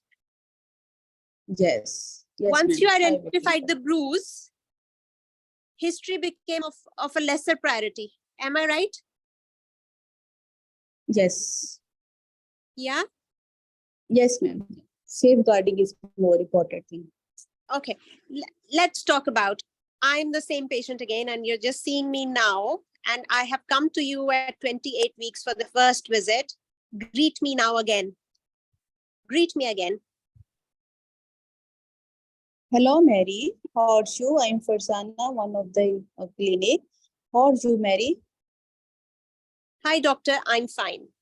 Okay. Now, let me tell you how I would greet. Okay? And I'm not saying that you all have to follow this. I would get in the clinic and I say, hello, hi, I'm Dr. Rabia. I'm one of the trainee registrars here.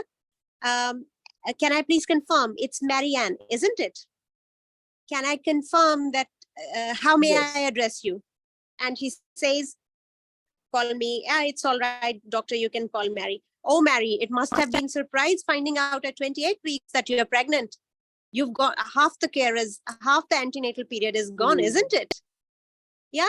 So you've lightened the mood. Yes. Yeah. Yes. And you have put Yes, her at ma'am. ease that half the pregnancy is you've been through half your pregnancy already. All right. We have lots of catching up to do then. Isn't it? Yes. अगर आप किसी Yes, से ma'am. आप किसी से real life में मिलते हो, I'm not saying a patient in Pakistan, think of a friend that you found out that she just found out at 28 weeks pregnancy that she's pregnant. What would you say to her? You'd say, oh, you Obviously, just we'll, found, yeah, you would reassure her, na? Oh, a lot of catching up to do. Don't worry, we'll take good care of you. yes. Isn't it? This, like Yes, what ma'am. I'm trying to do is I'm trying to give you pointers about, don't worry, we'll take good care of you. You are putting her at ease. कितना आसान हो जाएगा उसके लिए domestic violence बताना. जी, बिल्कुल. ठीक है ना? All right. Yes. Even bruise, then we will lighten her mood. So जैसे मैंने कहा हो, It will be easy. hello, hi, I'm Dr. Rabia. I'm one of the trainee registrars. देखो अब मैंने पहले बता दिया मैं trainee registrar हूँ क्योंकि मैंने आपसे स्टेशन में एक जगह पे कहा था, Doctor, you are the consultant. Did I not say that? I couldn't listen. Okay, all right. So I was assuming you were the consultant. Doctor, you are the consultant. You know how these lads are. Yeah. Probably internet issue. I was not able to hear you, Okay. and might you are not also Yeah. able to listen me. It's all right. It's okay. So what I'm trying to say is that rectify them. If Yes. somebody assumes you are a consultant, rectify them. My dear, I'm one of the trainee registrars. Register. But yes, there is a consultant working with me. Yes. Reassure. आपने उसको correct किया, साथ आपने उसको reassure किया. So let's get to the repo again. So, hi, hello, Marianne. My name is Dr. Rabia, and I am one of the trainee registrars. How are you today? Is it okay? How may I address you? She says, Marianne, and you say, all right, I can see from your notes, you're already 28 weeks pregnant and you just found out. Must have been a surprise. Okay, a lot of catching up to do. But don't worry, we'll take good care of you. Is it okay if I can confirm few things from you on your history? Is that all right? And then you go to the structure of your history, things that you need. You are ignoring the bruise at the minute, yes? You get the information that you need from the point of view of history, any medical disorders, then history of any surgeries. ठीक है, and then उसी history में smoking, cannabis use खुद ही से आ जाएगा, isn't it? अगर आप एक structure follow कर रहे हैं. So once you follow the history, then when you are coming to the examination, then you say, all right, Mary, I can see that there is a bruise around your eye. Would you like to tell me what happened? I would like to support you and see what can be done about it. And she initially says, oh, I walked into the door, etc. And then you ask her, you say, whatever you tell me is going to be confidential. Your partner or anyone does not need to know about it apart from the medical professionals. Yes? All right. Yes. Did you talk about confidentiality? Yes, ma'am, I talked about. Okay. All right. Okay. So whatever we decide today, whatever we discuss today in the clinic today, It's between you and the medical professionals. Look, I didn't say it's between you and me. Okay. I medical said it's between you and us medical professionals. Your partner or your family Yes. does not need to know about it. We need to make sure we provide safe environment for you and for the baby. Yeah. Yes. Okay. Yes, ma'am. Yes. And that would reassure her to open up, because मेरे साथ जितनी आपकी discussion थी, मैंने एक बार भी ये नहीं माना. मैंने आपसे कहा, you know how these lads are. I just walked into the door. ठीक है. I probably, Farzana, I made it a bit more difficult than it is because I wanted to explore all the scenarios. Yeah. Yes. Yes. Okay. So Okay. then confidentiality you talk about, and then you have to look at the practical advice. So what would be the practical advice? हमने domestic violence को identify कर लिया. Yes. तो पहला सवाल होगा, do you feel safe in the house? Do you think you need to move somewhere else? Yeah. So you did ask about the support. So when you were asking about the support, so is your partner supportive? Does he support you during this pregnancy? Yeah. Yes. What ma'am. about friends and family? Do you think you have enough support around? Then Yes, you ma'am, say, sorry. sorry? I asked about support, but I was not able to ask about, do you feel safe at home? It's a Yeah. better point. So do you feel safe at home? And do you think at any point you feel at the point that you're unsafe, there are places available where there is help? I will provide you with the number for the domestic violence advocacy worker. Yes. This is the Domestic number violence. and helpline that you should have. You should always have a safe bag, a small travel bag available for you in case you feel you need to leave in emergency. Yeah? Yes, ma'am. How to get immediate help. You're going to give her a plan how to get that immediate help. Yeah? Yes, ma'am. Then you say to her, we have a specialist midwife who deals with cases where women are feeling threatened. I think it would be useful if we talk to her, and then she can make sure that social services are aware. Yeah? Yes, ma'am. You were telling her, I want some safeguarding for you. You cannot want Yes. it. We want. Yes. As Yeah? Dr. It's C about have told we me, but want. Yeah. yes, We want to make sure that we want. that you are in a safe environment, and we want to make sure that safe environment is available to you and the baby. Yeah. So if we inform social Yes. services, it does not definitely mean that your partner needs to know, and it does not mean that you would feel threatened in your home environment. If they are involved, they can make sure that you have an exit plan, and we can make a strategy for which your partner does not need to know. Yes. Yeah. ma'am. Yes, ma'am. Yes. I can Then you understand. did, the good thing was that you did talk about the blood test. Okay, we have a lot of catching up to do in this pregnancy. So what we are going to do is I'm going to organize some booking tests which have been missed. Yes? Yes. Yes, ma'am. All right. Also, I want you to know that we have missed our anomaly scan, which we tend to do at in the 5th month of the pregnancy. However, we have this baseline scan, which is quite reassuring. But in order to make sure that the growth is fine, we are going to organize some serial scans for you to make sure that the baby is well, the growth is fine. Can I interest you in smoking cessation program? I didn't Yes. say Ma'am, that we have to I'm going to request. help you Sorry. with smoking cessation. Do you think a smoking cessation program will help you? Can you hear me? Yes. Yes, I can hear you. Yeah. So see, suddenly, rather than me telling her what she should do, I put the ball in her court. Because people will actually, it is human nature that they would follow through with the decisions that they take for themselves rather than somebody taking a decision for them. Yeah. Yes, yes. So what I've done is that, can I interest you in smoking cessation program? We have an excellent program in our hospital, and I think it's a wonderful opportunity. When you're becoming a mother, it becomes it motivates you to quit smoking, because it can have effect on the growth of the baby and can cause placental abruption, and it can cause the placenta to come away before time. So it would be good if we can try. Would you like that? Yes? Yes. All right. When I'll she make was sure. Sorry? She didn't want to take any program. How can we tackle this? She didn't want to take program because you were telling her she has to take it, right? Okay. Yes. You didn't offer. I should You make, told her she. I offer. Yes, we should offer and we should You make need her to offer interested in the program. and let her know why you're offering, because it would be good for the growth of the baby. Smoking can have an impact. Smoking can have an impact on the growth of baby and the nourishment that the baby gets in the womb.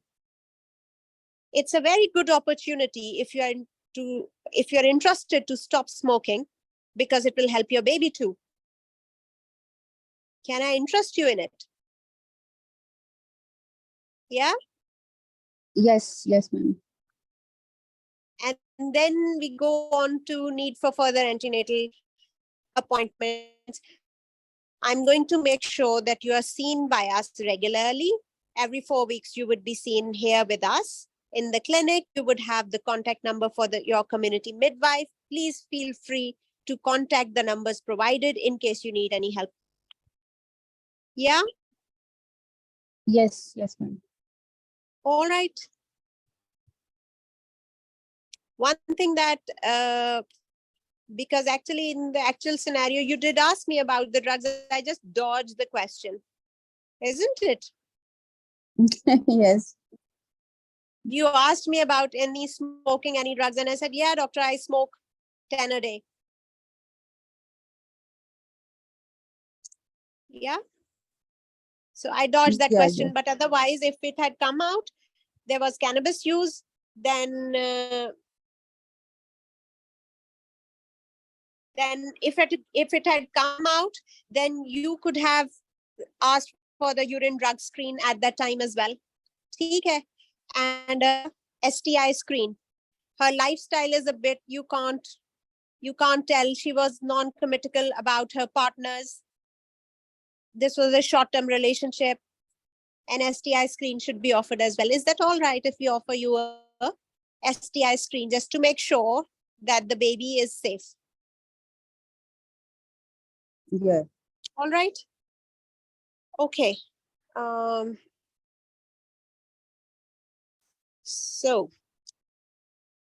other participants, come on, guys. Any comments? Anything you guys want to ask, comment on?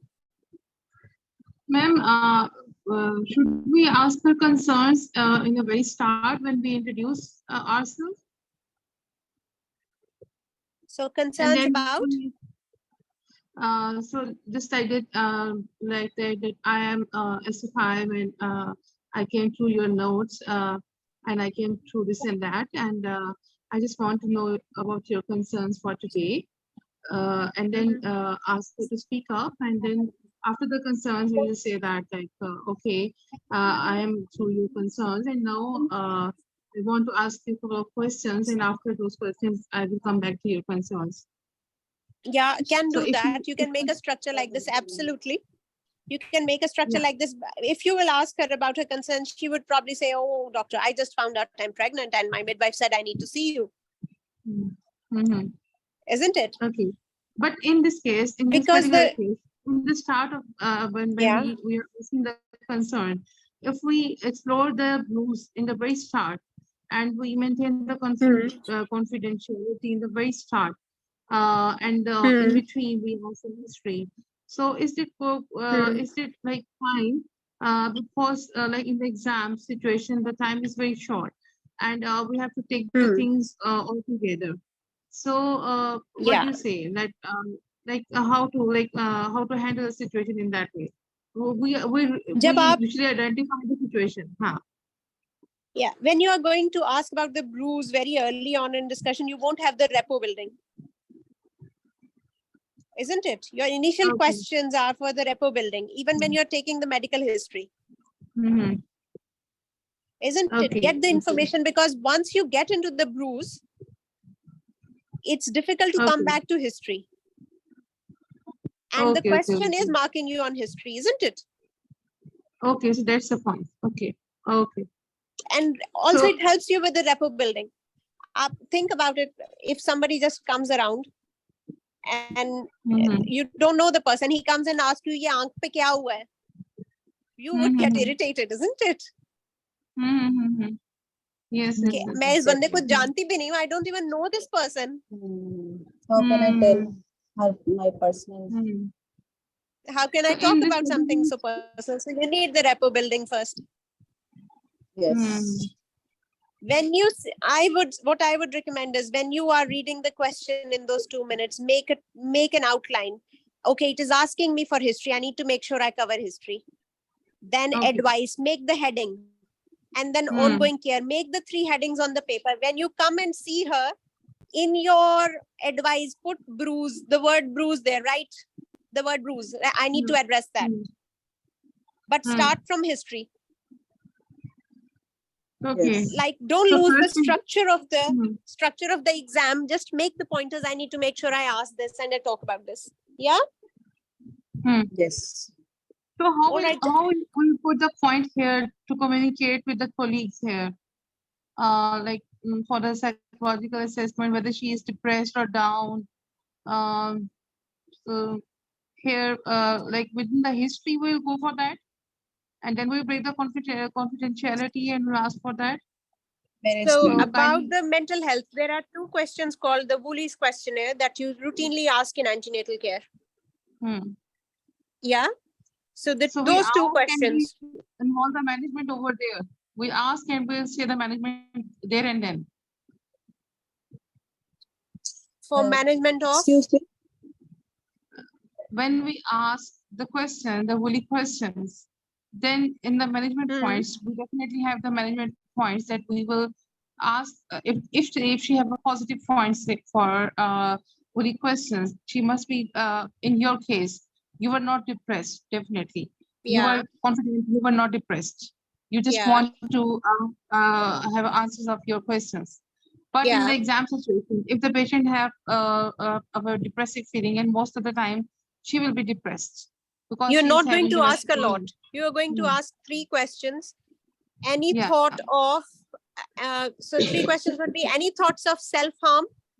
How's your sleep and appetite? This is 1. Then the 2 Wooley questionnaire. Do you find activities pleasurable?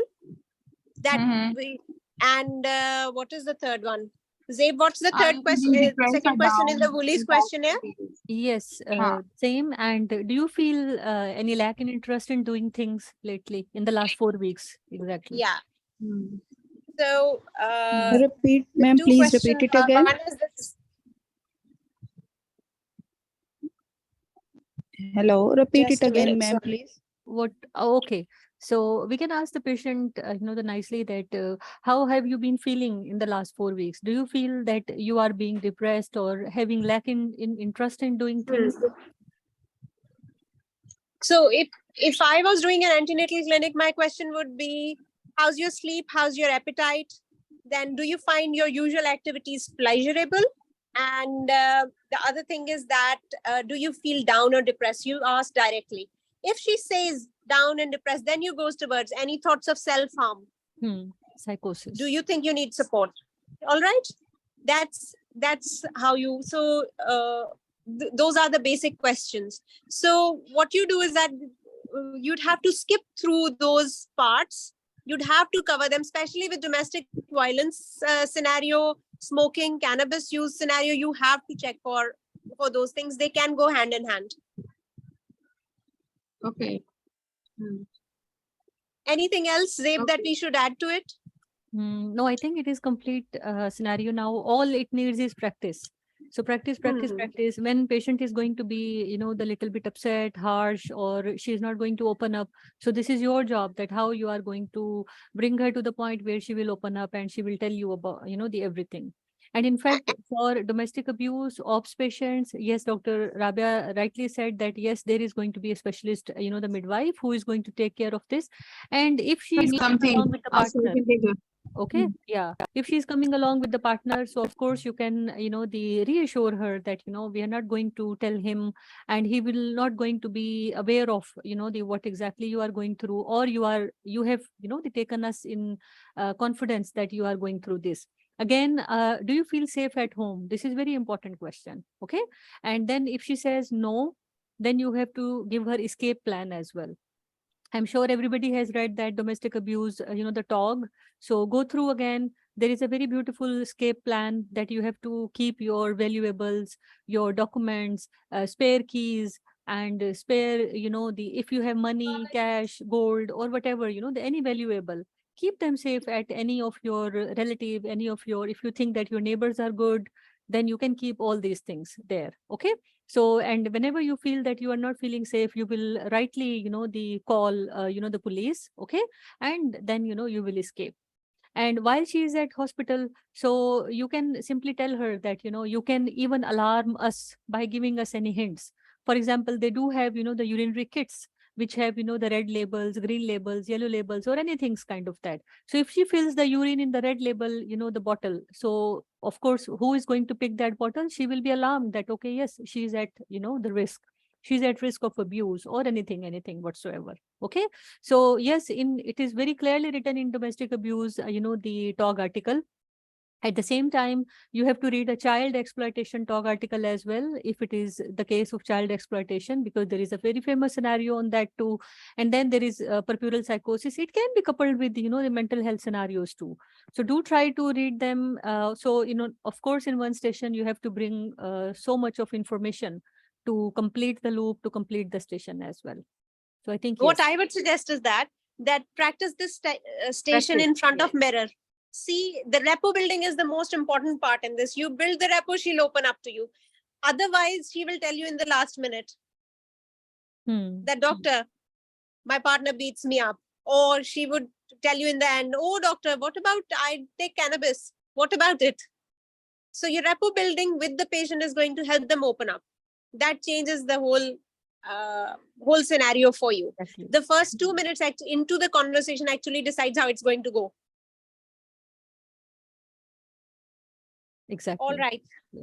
Okay. All right. All right. हमने तो एक आज ही बजा दिया यहाँ पे ही. I think we will continue tomorrow. Okay, no problem. So even if it is one station, but I think we have had a very, the fruitful and nice discussion. So make a note, try to dig, the positive points out of that. And now I would like to ask all of you, especially exam candidates, what exactly you have learned today. Yeah. Let's just have a feedback. Madiha, anything extra you have learned today? Dr. Zaid, take from others. I will take at an end. I have a patient. Okay, fine. Umaira, how about you?